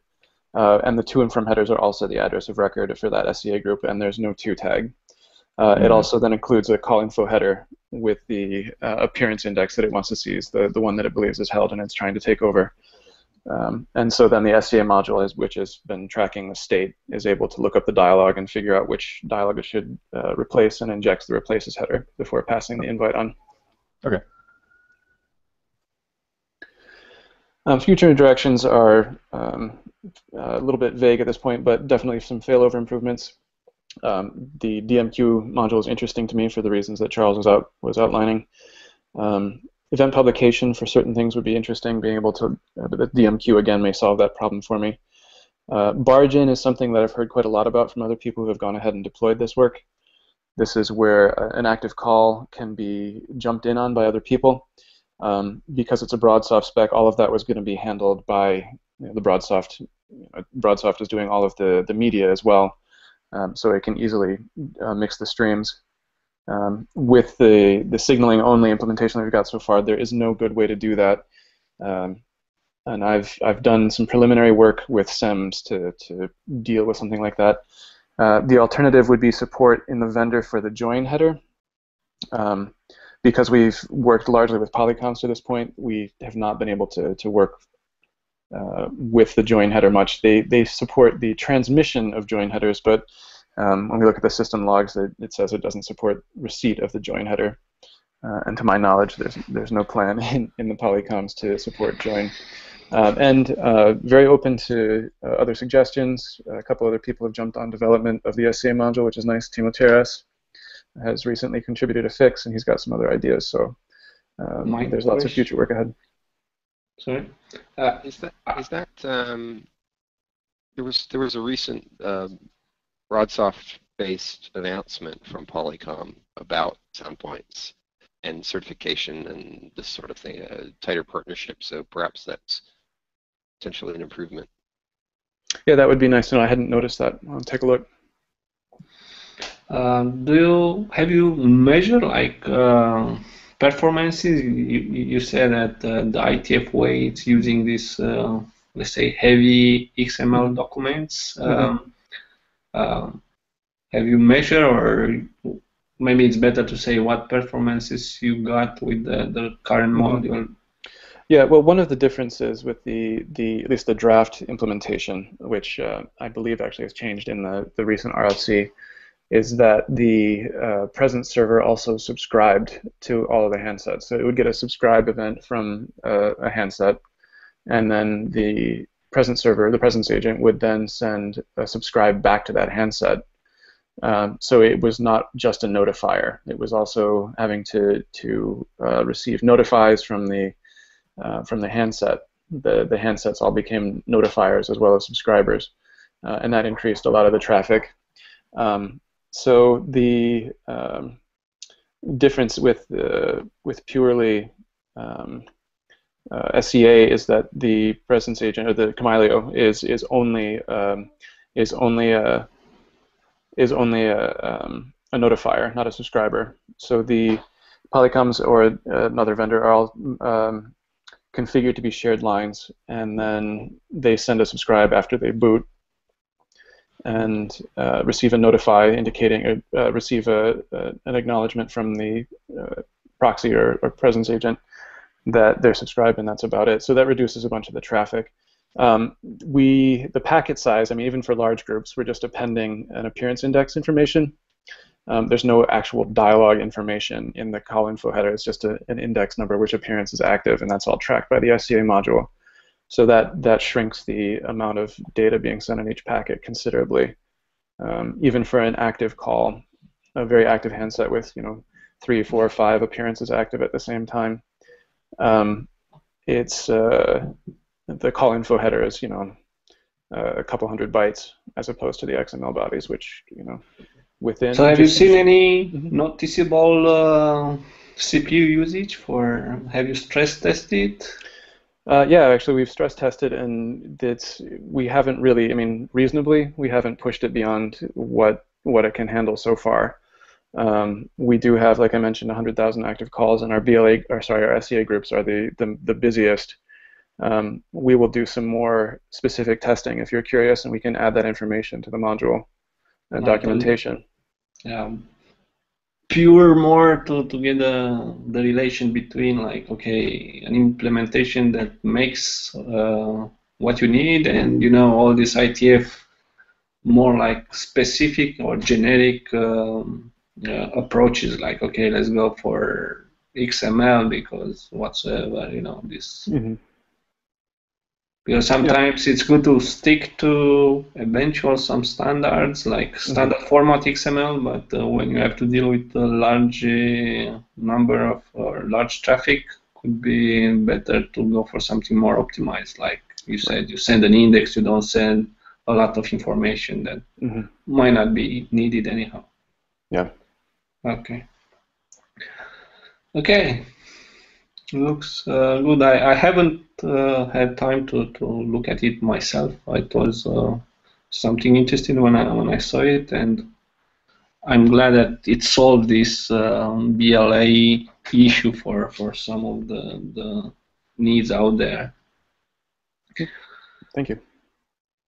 Thank you for your contribution as well. So I think the last one that was not saying much is Victor. He is quite active contributor lately, and I'm glad that he does it, especially on some of the debugging mechanism we have. Those people familiar with Kamailio, or let's say CPEX router from the history of this project, they know that when you have to troubleshoot being an application server, what you have to do is to look at logs, and sometimes it can be quite verbose if you set high debug mode, and it's hard to spot eventually where the problem is. So Victor added a couple of features to improve that part, and one that's quite useful is to have per module debug level. So let's say you have an issue with your new module, and your config is quite big, so loads another big bunch of modules, then would be very hard to spot the messages from the module you are troubleshooting. So this is one of the features. Also, as Lua got quite popular, and I think Peter is also using Lua extensively, Yeah. he added also features for being able to reload the Lua scripts without restarting Kamailio, and yeah. Yeah, that was my first contribution, yes. Yeah, so now you are one of the people putting a bit of load on me with a lot of patches, but I'm glad you do it. So maybe you can say more about your target in long term, short term, and well, what you like, you dislike to Kamailio. Okay, actually, what I really want to see implemented is, well, I think we talked about this before, is to be able to create some framework, something to be able to test. Unit testing is my goal, because really, I really need to do something to increase the quality and to be sure that every change we made is nice and it works and doesn't introduce bugs in another modules.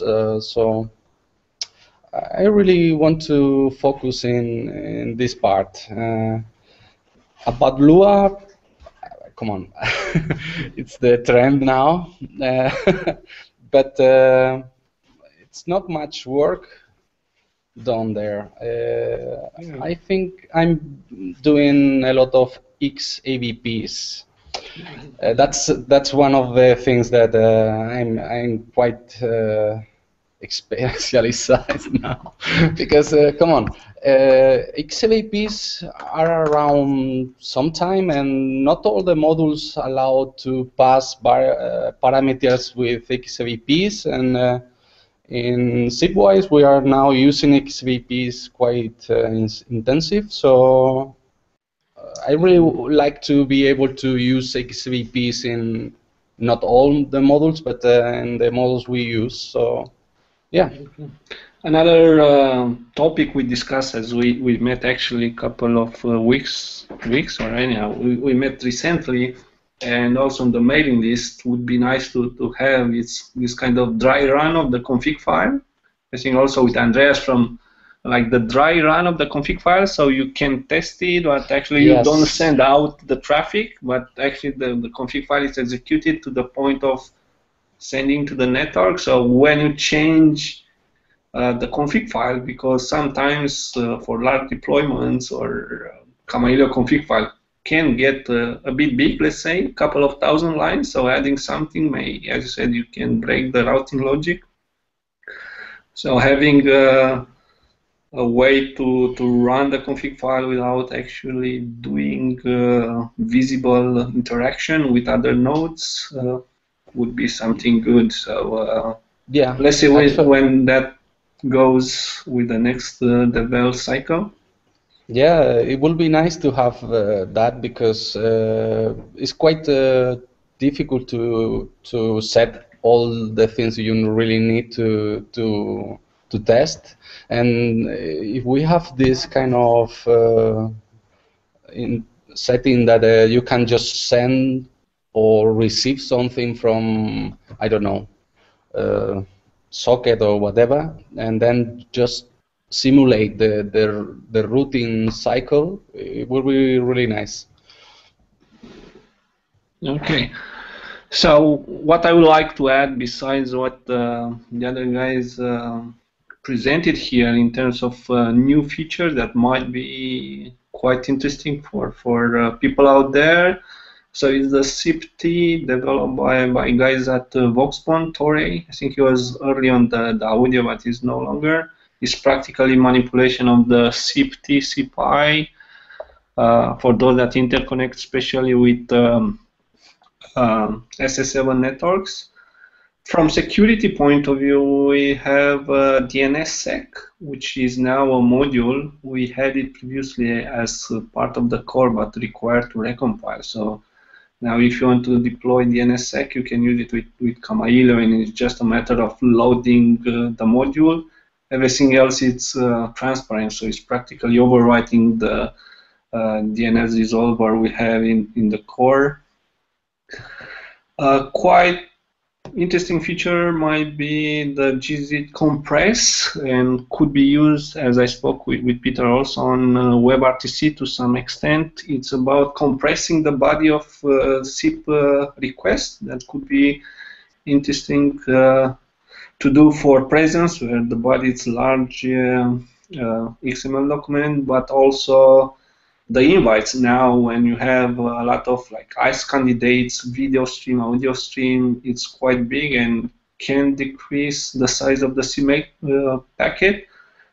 Typically, a problem is the UDP MTU. So if I'm not wrong, you get like 60–70% of the initial size. So that would be from, if it's a body of 3K, you can get to like 2K. Just to make an example, but okay, if you want to go below the MTU, has to go below 1.4K. But it was a blog from a guy that discovered that Apple iMessage it's doing the same. So Apple iMessage it's using SIP for routing, and they compress the body. So I thought I should do it for Kamailio, and it was not really a big deal to do it. Another maybe interesting from the point of view of transport layer, it's we have now the SCTP module as a SCTP transport layer as a module. It was in the core, but require again to recompile the core to get it to work. Now it's module, you just load it. SCTP it's used typically by large telcos on the backbone. I haven't seen any user device using SCTP. For those that don't know, it's practically a new transport layer combination between UDP and TCP in the way that it is it ensures the reliability of the transmission, but then you read as a block of messages, so you don't have this stream where you have to parse as you read. So it's a less load done on server. And quite interesting, I haven't really looked, maybe other guys look at it. I know that Ole, I don't know if it's on IRC or audio, said it sounds like a quite interesting module. It was a contribution from a new developer, this musing on hold queuing. So as you know, Kamailio, it's a proxy by default, so we don't really answer calls or do this, back-to-back user kind of processing. But we got recently a contribution that practically, and I think it's in combination with RTP proxy, can keep the call and play some music on hold and then redirect the call to, so we'll park it in a queue and then redirect it to an agent. I haven't really looked, it was just before we were to ASRICON, but from that moment I was quite traveling. Maybe someone has more information, but I thought of mentioning it. Sounds something interesting, and probably it's more scalable than doing queuing with back-to-back user agent media server. Otherwise, yeah, we have, I sent on the IRC the link to the draft with a list of new features. It's quite a big page right now. There are at least the IMS extension. I haven't looked at them and I haven't added the new features there, a part of the new module. But I'm sure Richard, Jason, Carlos, and the others will add it over the time.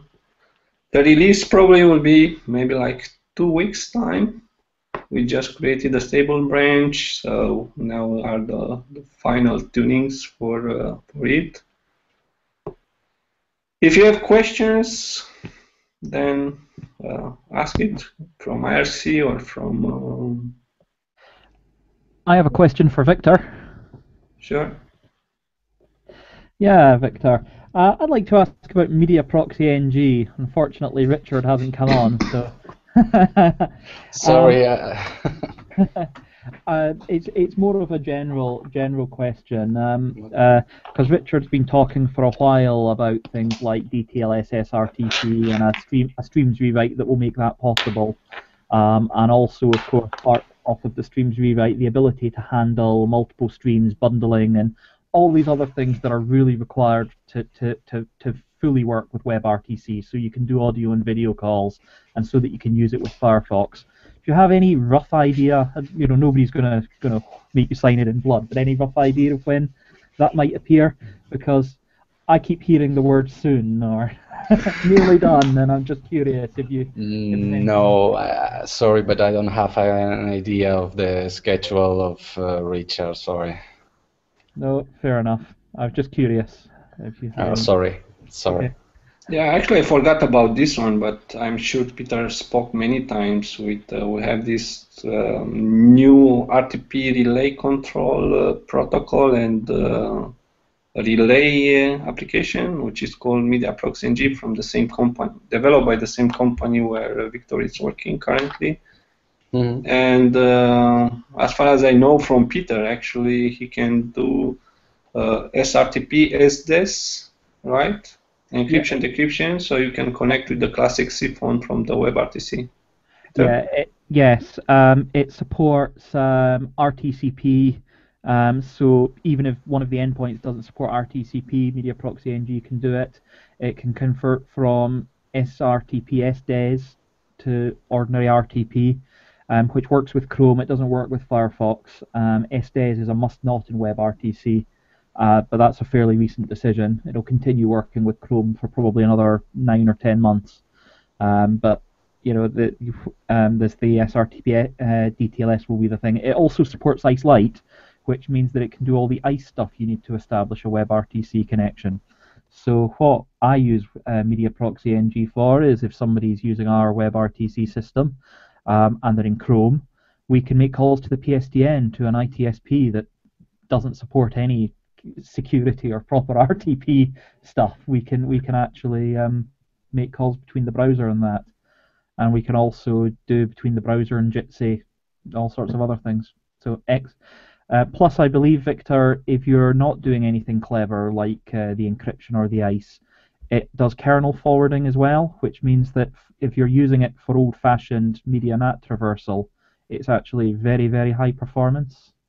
Yes. Yes. Which is an excellent feature. Yeah. Yeah, so indeed it's using kernel, the existing alternative RTP proxy. It's a user space RTP forwarding. And I think some of the features from the existing RTP proxy are not yet there, but they are on the schedule. So as far as I know, the MediaProxyNG does bridging between IPv4 and IPv6, but doesn't do yet bridging between IPv4 and IPv4 networks, so like bridging private network to internet. The existing RTP proxy does it.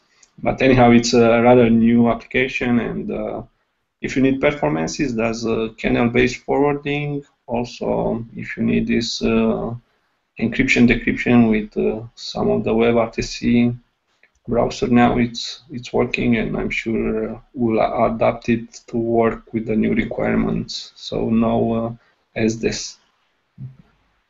Sure. Richard has done a really nice job with Media Proxy, and yeah, it's quite new, so there is not all the functions from the old one, but they are going to be included.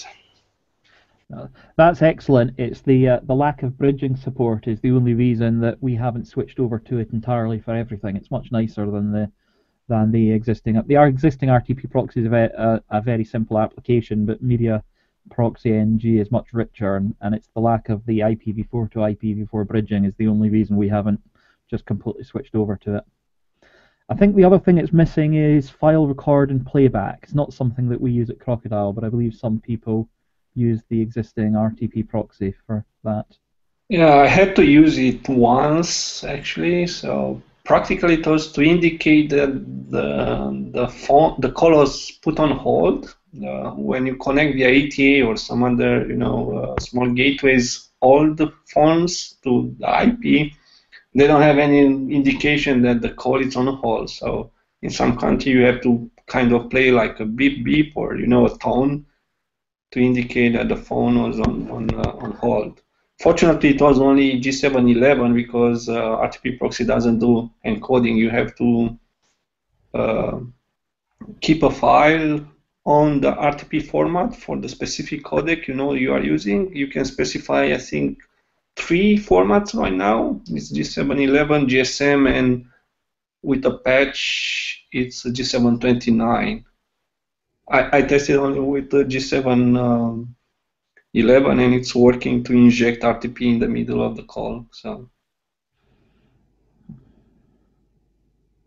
otherwise, I'm not using this feature. I know that RTP proxy can do also mirroring of the RTP stream as well as storing for maybe legal interception reasons. I don't know the state on new media proxy NG, but I'm sure it will come over the time either from Zipwise or other contributors. Yeah, so definitely thank you to Zipwise because it's a fantastically useful thing. Before we had it available, we were having to go from WebRTC to non-WebRTC. We were having to put everything through basically a media server. We were back-to-backing it, and as a result, we lost a lot of signaling information, and we had to put all sorts of kludges and other bits and pieces in there in order to make sure that things worked end-to-end. It was absolutely horrible.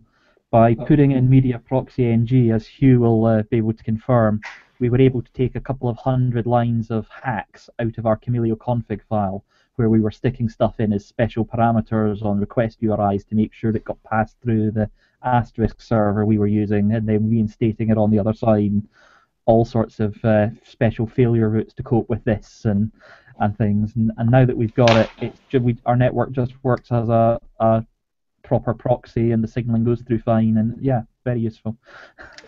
So thank you, Zipwise. Oh, sure. I will tell Andreas. So we are open for questions. If you have, I'm trying to look at the IRC. Maybe you can do it as well, or Peter, or there are some unanswered questions, or do you have other questions? I think stuff on IRC kind of got answered as it came up. Maybe there's somebody on the, I don't know if if there's somebody on the PBX that, or sorry, the conference call that can that has anything. On the ZipDX or ZipDX, yeah. That's it. ZipDX. Anyone having questions? I think it's *6 to unmute, or you know the code to unmute. By default, everyone is muted on ZipDX. I think we talked. There are 11 people remaining on ZipDX, but it doesn't seem anybody's chatting. Okay. I think we talked them out. Yeah, quite a long session, but we are a big group here, and we do have quite a lot of new features. I'm glad we could get all the developers. Some of them, they couldn't join us. Richard was in vacation, actually. Yeah. Has anybody got anything that they are wanting to do or planning to do for Kamailio 4.2? Has anybody got anything already sort of that they're thinking about? Well, you know, it's always a pending list to work on it, and lately it's more about develop as you need rather than, you know, initially we did it more following the specifications. Probably this outbound SIP GRU needs to be tuned as we get devices supporting them. Yeah, distributed message queue, it's probably is gonna take a bit of focus as well. Sorry, I actually had more questions about the distributed message queue system, and that I kind of missed a little bit at the beginning of the call. But is there any reason why you guys specifically implemented a distributed queuing system effectively inside of OpenSIP as a module versus plugging in an external system? Well, you still have to do a development even for external system if it's an existing message queuing or a NoSQL or an SQL. So the module, as I said. I was saying more specifically, like if you just wanted to plug in RabbitMQ, just have a defined API for that, and then say, okay, subscribe, and then you let RabbitMQ handle that. Or so the history of the distributed message queue was, I think, like 2 years ago. We had a student. He was actually half-time by 1&1, a German telephony operator, and he needed to do something for the graduation thesis. So he needed to do something, let's say, a bit original, not just implementing some API, bindings to some library. And one of the benefits with this C-based message bus, to call it like that, it's eventually you can plug in the middle like load balancer. You can decide the routing as you need. If you need to go around just sending to another peer, the benefits at the end, it's why we do replication at the SIB layer and we don't do it at the database layer. There are alternatives. So of course, if someone comes with with a module to connect to an existing queuing system, it's not a problem. So. And how does stuff like consistency factor in? Like, where does it sit in the CAP theorem as far as that stuff goes? I mean, are you handling consistency through the transaction layer in SIP to verify stuff has been? So practically, it's SIP routing from Kamailio point of view and generating of SIP request, and then you'll get it also on the other node in the configuration file, and then you will pass it to the DMQ to consume it locally. And the body, on the other hand, it's a matter of the need. Either you define it in the config file, so we have an option to be like JSON strings or XML strings, as well as reading from JSON documents and XML documents with XPath. So if you receive and you want to handle it directly in the config file for some particular purposes, you can do it. Or if it's something for an existing module that has automatic handling, like a callback for it, will be transparent for you.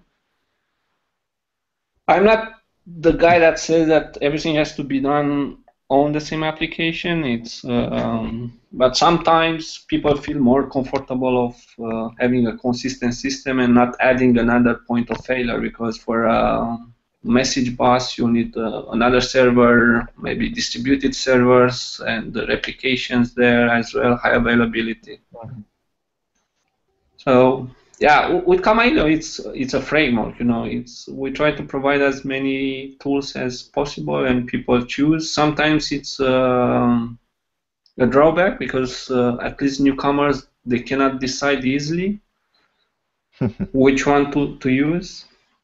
But I fully understand providing options, different tools. Yeah. So.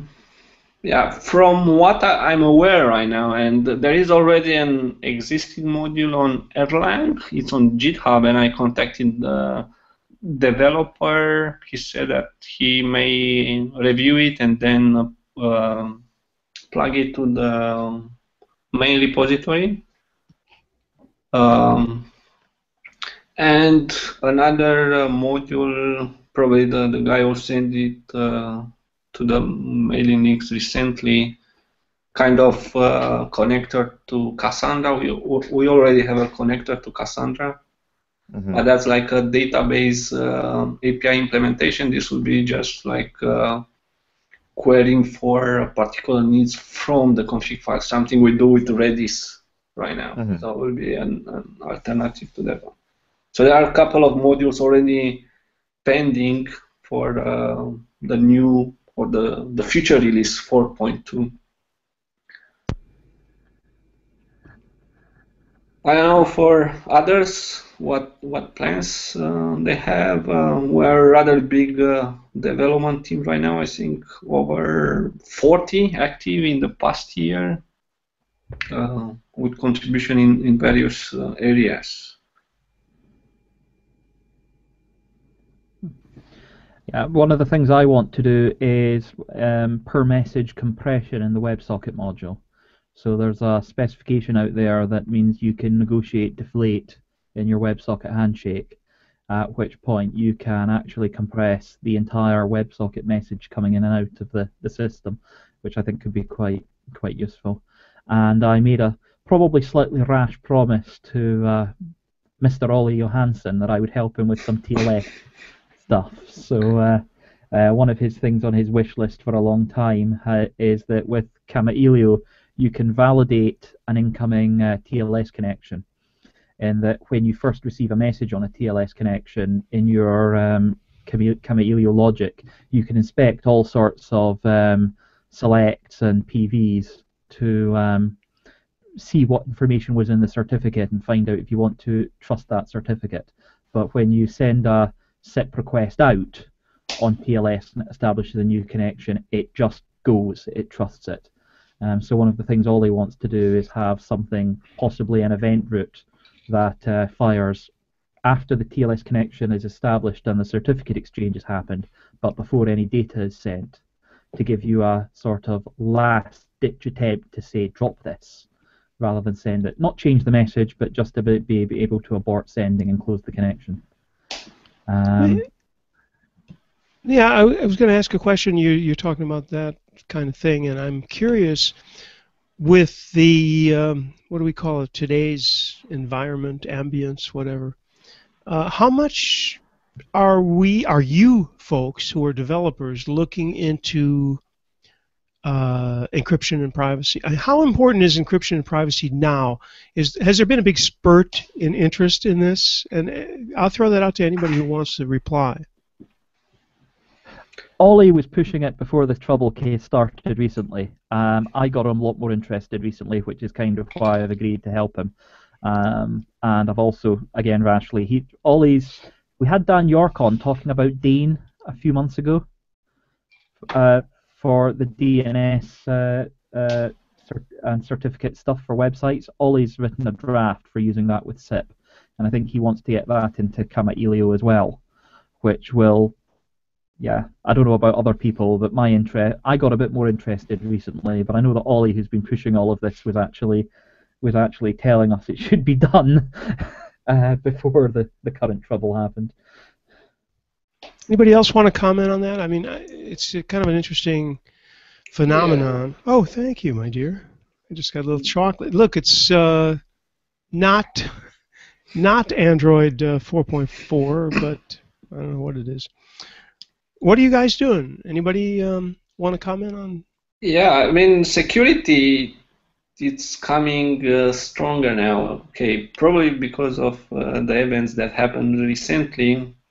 So it's more moving towards privacy. So as before, I saw more companies trying to move to cloud providers. They think twice now, and they look at maybe deploying some, let's say, like a node on their infrastructure and eventually inside their network. So when they just communicate between them, they keep everything inside. As for TLS itself, yeah, everyone wants it now, even if they don't have all the devices supporting it. To my knowledge, one of the biggest deployments, and they switch everything to the TLS right now. They run a single Kamailio, and they have like 15. So 15,000 active TLS endpoints. And probably with WebRTC that will increase because it's going to be over HTTPS, right? So that's in Kamailio translates to TLS. Fortunately, we already have quite good TLS implementation. Of course, it's still a place to tweak and improve, but at least we do asynchronous communication with TLS, so we don't block when we send. And if I remember correctly, Columbia University, they did some tests a few years ago. We are still having like more or less the same code, but we added asynchronous on top of that. So they were able to do over 40,000 active connection with heavy traffic. They took the traffic from some big ITSPs out there just to simulate, real content, and the performances were good.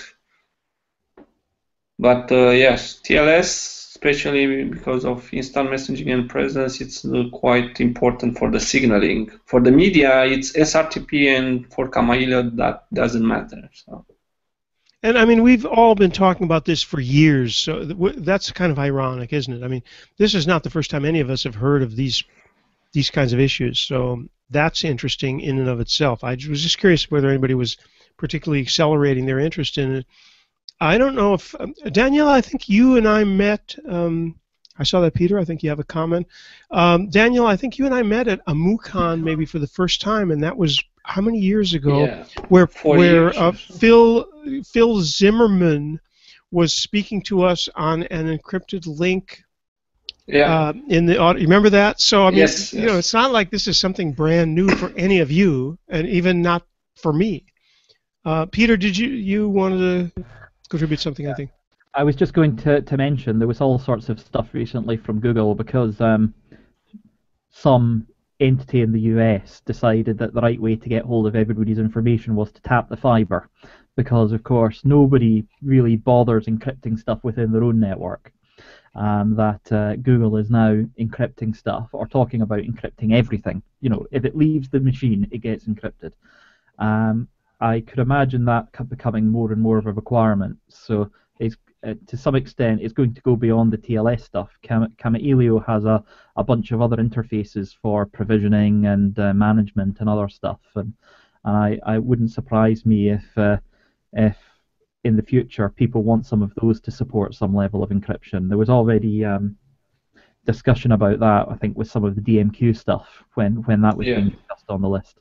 I think it's going to become more and more important that not just for the signaling traffic, but even management traffic becomes encrypted and things.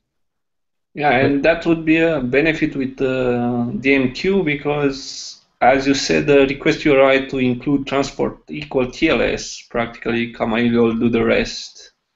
Exactly. So I think I think that kind of stuff's going to become something that people do as standard, rather than thinking, oh, I've implemented something, what about security? It's definitely going to be more of the case, I think, now with where people are, that when they're first thinking about stuff, they'll be thinking, do I need security on this or not? And if I do, how do I do it? And what's nice about that is that all of you present have already experienced it. So, I mean, it's not like it's something new. I think that it's new to a lot of people, but it's certainly not new to any of you. Should we pause and see if there's any questions on, I'm looking at our IRS, NRA, NSA, IRS, IRC. I don't see any questions that are unanswered at the moment, but anybody on ZipDX? Let's see, we've got a few people on ZipDX. Give you the time to do a *6 and unmute if you want to. Somebody just did, I think. No? Maybe not. Or if anybody wants to chime in on this whole encryption thing, if any of the rest of you who are still here, anybody got any comments? I know that it's something that we're doing more, especially with DTLS, SRTP stuff. I think that we're looking to see what changes in handsets in the future, because right now SRTP is really the only thing that's implemented in any of them. But it's definitely coming. And I think that once the WebRTC stuff actually reaches standardization, it'll probably be another couple of years before we see major manufacturers changing what they're offering for what's on people's desks. Yeah. You have to wonder whether that's not going to become the standard where everything's encrypted and we don't even talk about it anymore. I guess that's the obvious result of all this, is because otherwise, if you're the only one encrypting, then you're suspicious. I mean, that's been said. I don't need to go into that anymore. There has been talk that HTTP 2.0 may be encrypted all the time. Only encrypted connections allowed. And that's what obviously a couple of years ago when everybody was going to SSL, Google and even Facebook, I guess. It would be interesting to see, because okay, JSON it's gone, but I think in the IMS they kind of required to do IPsec between nodes, and I think Jason mentioned that in the presentation. But, yeah, the problem with that is, of course, that it needs the nodes to be the nodes have to know about each other, and you need to set up those IPsec tunnels. Whereas the benefit with the transport layer security is it can be dynamic, and I think the Dane stuff's really going to come in there. This whole talk about making HTTP 2.0 always encrypted, that wouldn't have been possible without Dane, because if it's always encrypted, but you can't, but that would mean everybody had to have a certificate. But with self-signed certificates, you always get up those security warnings. So you kind of got to be at the situation where it all just works. And I think the Dane stuff has now made that possible. Transport there. But I like that sentiment. It all just works. And just works. Well, we'll see. It just work, but at least that's there now. That's a good point, and what you and I were talking about on IRC, Peter, about the fact that the average user and the PDF thing that we were talking about. Point is, just like PGP, just like GPG, it's trivial for anyone on this call to implement that, and you can even do it on Gmail if you're willing to cut and paste and so on. But it's not easy for the average person to encrypt their email. So it has to be transparent, and it has to be, all of this key management has to be turned into something that's really, really a no-brainer, and that's one of the problems. Whether we're talking about, I'll give you a user case in point. My wife's boss, who's the head of a department of city government, sent some email very early this morning, and he was asking her if she could put a collection of files onto a USB thumb drive for him.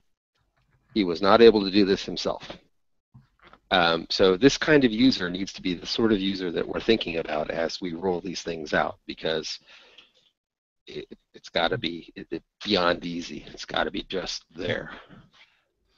Yeah, the problem now with this key distribution is, who is the trusted authority. At least with certificates, we rely only on the trusted certificate authority that signs the certificate, and it proves that some of them can be controlled by other entities, which is a bit better because it's more like distributed. You need to build a trust network, then you can upload your keys, but still it's not convenient for average Joe out there to do it and to understand the process.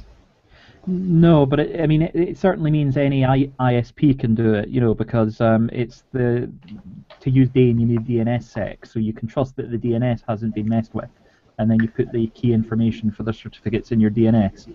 And if the browser is always checking DNSSEC, is always using libval or whatever to make sure that the DNS hasn't been interfered with, and that's where it gets the keys for the certificate from, then at least for the actual end user, the guy looking at it in the browser, he'll never see this site might be dangerous warning, do you want to proceed, because it'll just either work or it won't. And at least that's now theoretically possible. The protocols now exist for that, whereas you went back a couple of years, it wouldn't have been. Get a bit off topic, really, talking about Dane, but with Dane, and I don't know the answer to this. I'm not entirely sure how it works. With Dane, is it the DNS server that is certificated, or is it each domain that is certificated? I think it's each host. This is where you need to get somebody like Ollie on. We really should get Ollie on to tell us how security works properly. You will speak first about IPv6. Yeah, well, it's about time. It's about time to rope Ole into joining us again. I'm wondering. Okay, we've been going for like 2 hours and 15 minutes, 16 minutes, not 15 actually. Let's make sure that we have covered everything that you folks would like to cover. Daniel, did we miss anything in the things that you were thinking about talking about with the people who are remaining? A bunch of people have dropped out too. Well, and also, does anybody, Jerry or Andy, have any questions? People who are not in the core developer group. So either one of those things is good. Daniel, did we cover what you wanted to cover? Probably. Did we actually talk about? Did you actually talk about? Did you actually talk about everything that's new in 4.1? Because I had to go for a while. Yeah, in fact, there were a lot of sidetracks. So I would propose that we do this again anytime you want. I mean, as soon as we have another day, we can do this. This is terrific to have you guys together. I think it's great. I don't know about you. Before ending, what I want to do to announce, not really in the technical side, but it's again about the Kamailio World Conference. So we did it last year, or this year actually. We will do it next year. We kind of narrowed down the interval to either the week at the beginning of April or the week at the beginning of May. That because mid of April is the Catholic Easter, and I think it's also the Orthodox Easter, and probably will be hard to get people in Europe traveling. We'll do it again in Berlin. So I think would be another good chance to meet a couple of folks in voice over IP, at least from Europe, although we had guys from US, Africa, Asia, and South America even. Yeah, that was great. That was great. I look forward to another one of those. That'd be fantastic. Something worth. Sorry, just going to mention to you, Daniel. I don't know if you're aware, because I don't think it's been officially announced yet. The official date will come out, but I think it's the beginning of May. There's going to be a big WebRTC conference in London, just to let you know. Yeah. So I don't know if. I don't know, but WebRTC, it's every week, everywhere. every 20 seconds is WebRTC. No, it's just that's going to be sort of the one in Europe in terms of there's going to be one in Paris in a couple of weeks, but there's going to be basically it's going to be the big one in Europe is going to be in May at the beginning, I believe. Okay. Okay. Well, check it. I try to avoid as much as possible, but with WebRTC it's rather impossible. Everyone is doing either interop, either whatsoever. A couple of companies running around shows about it. There was just a show last week or 2 weeks ago in the Northwest. There's another one, or in Santa Clara or something. There's another one next week. It's like the conference industry has picked up WebRTC and they're doing big business. Yeah, it was one in Berlin 1 or 2 weeks ago as well. I met with Tim Panton, and I think Peter was last year to the same conference. That was RCS, sort of WebRTCs standing around the area, being a bully to them. You know, all these people trying to build their RCS networks, the 8 that have come out in the last 5 years. Okay. Peter's been to different conferences this week. There was a Telecom APIs one this week that hit in London I've been to about 9 or 10 conferences this year, WebRTC related. There's lots of them, certainly. And I've got a couple, at least 2 or 3 more before the end of the year. Peter was also in a conference on the West Coast from all the way remote from the UK. Hey, well, I guess it makes a certain amount of sense. I was thinking about that screen sharing application again, and the old school VNC type stuff. I suppose they had a web-based client, but I don't think they had a web-based host mechanism. So I suppose, there's nothing there to be gleaned. Well, actually, talking about VNC, I don't know if you know this, but Ultra VNC is the author of a IETF draft for VNC over WebSocket.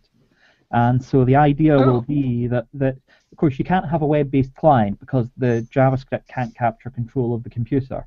But the idea will be that your Ultra VNC, or your web-based server, but your Ultra VNC server running on your computer will have an embedded web server, and you will just connect to that web server from your browser and establish a WebSocket connection. There'll be a web page on it, WebSocket connection, and it will send the information to you and render it on screen. So the idea is going to be able to have basically a complete HTML5, CSS, JavaScript web app that is your VNC client that is served from the VNC server using WebSockets. And the advantage there is it will go straight through firewalls. Yeah, that'll be awesome. And that eliminates all that Java nastiness that they were living with for the longest time. Yeah, well, not so much the Ultra VNC folks, but the real VNC folks were. Yeah, or it could be VOVNC. It might actually be VOVNC. It might not be an Ultra VNC, but one of those companies is behind that IETF draft, and they're actually trying to make VNC over WebSockets an open standard. It's being properly standardized is the idea, if they can. Okay, I think it's time to tell everybody to go to Kamailio.org to check out all of these things and to stay tuned. We're going to do another one of these. This is great. This is great. And one of the great things is I can go in the kitchen and do the dinner and everything and leave you guys to your own devices. I love that. Kamailio.org is Kamailio.org. I think I got it. And with that, let us go ahead and thank everybody. Obviously, geez, a lot of you are no longer here, but thanks to everybody who participated. Thanks, Daniel, and we hope to look forward to another conference soon. I'm going to do a little outro. Turn on the audio for the Hangouts, do a quick musical outro, and then we'll be off air. Okay? Talk to you in a minute for the mature audiences only version, of course. Hey, you made it all the way through the VUC at vuc.me. Join us any Friday at 12 noon Eastern Time. As usual, we'd like to thank Simwood. Go to simwood.com and sign up for a free developer account. See what they can do for you. OnSIP.com is our hosted PBX and has been for years. Works great. The new vuc.me server will be at bluehost.com. Check them out. As always, thanks to zipdx.com for the conference bridge and to voxbone.com for dial-ins.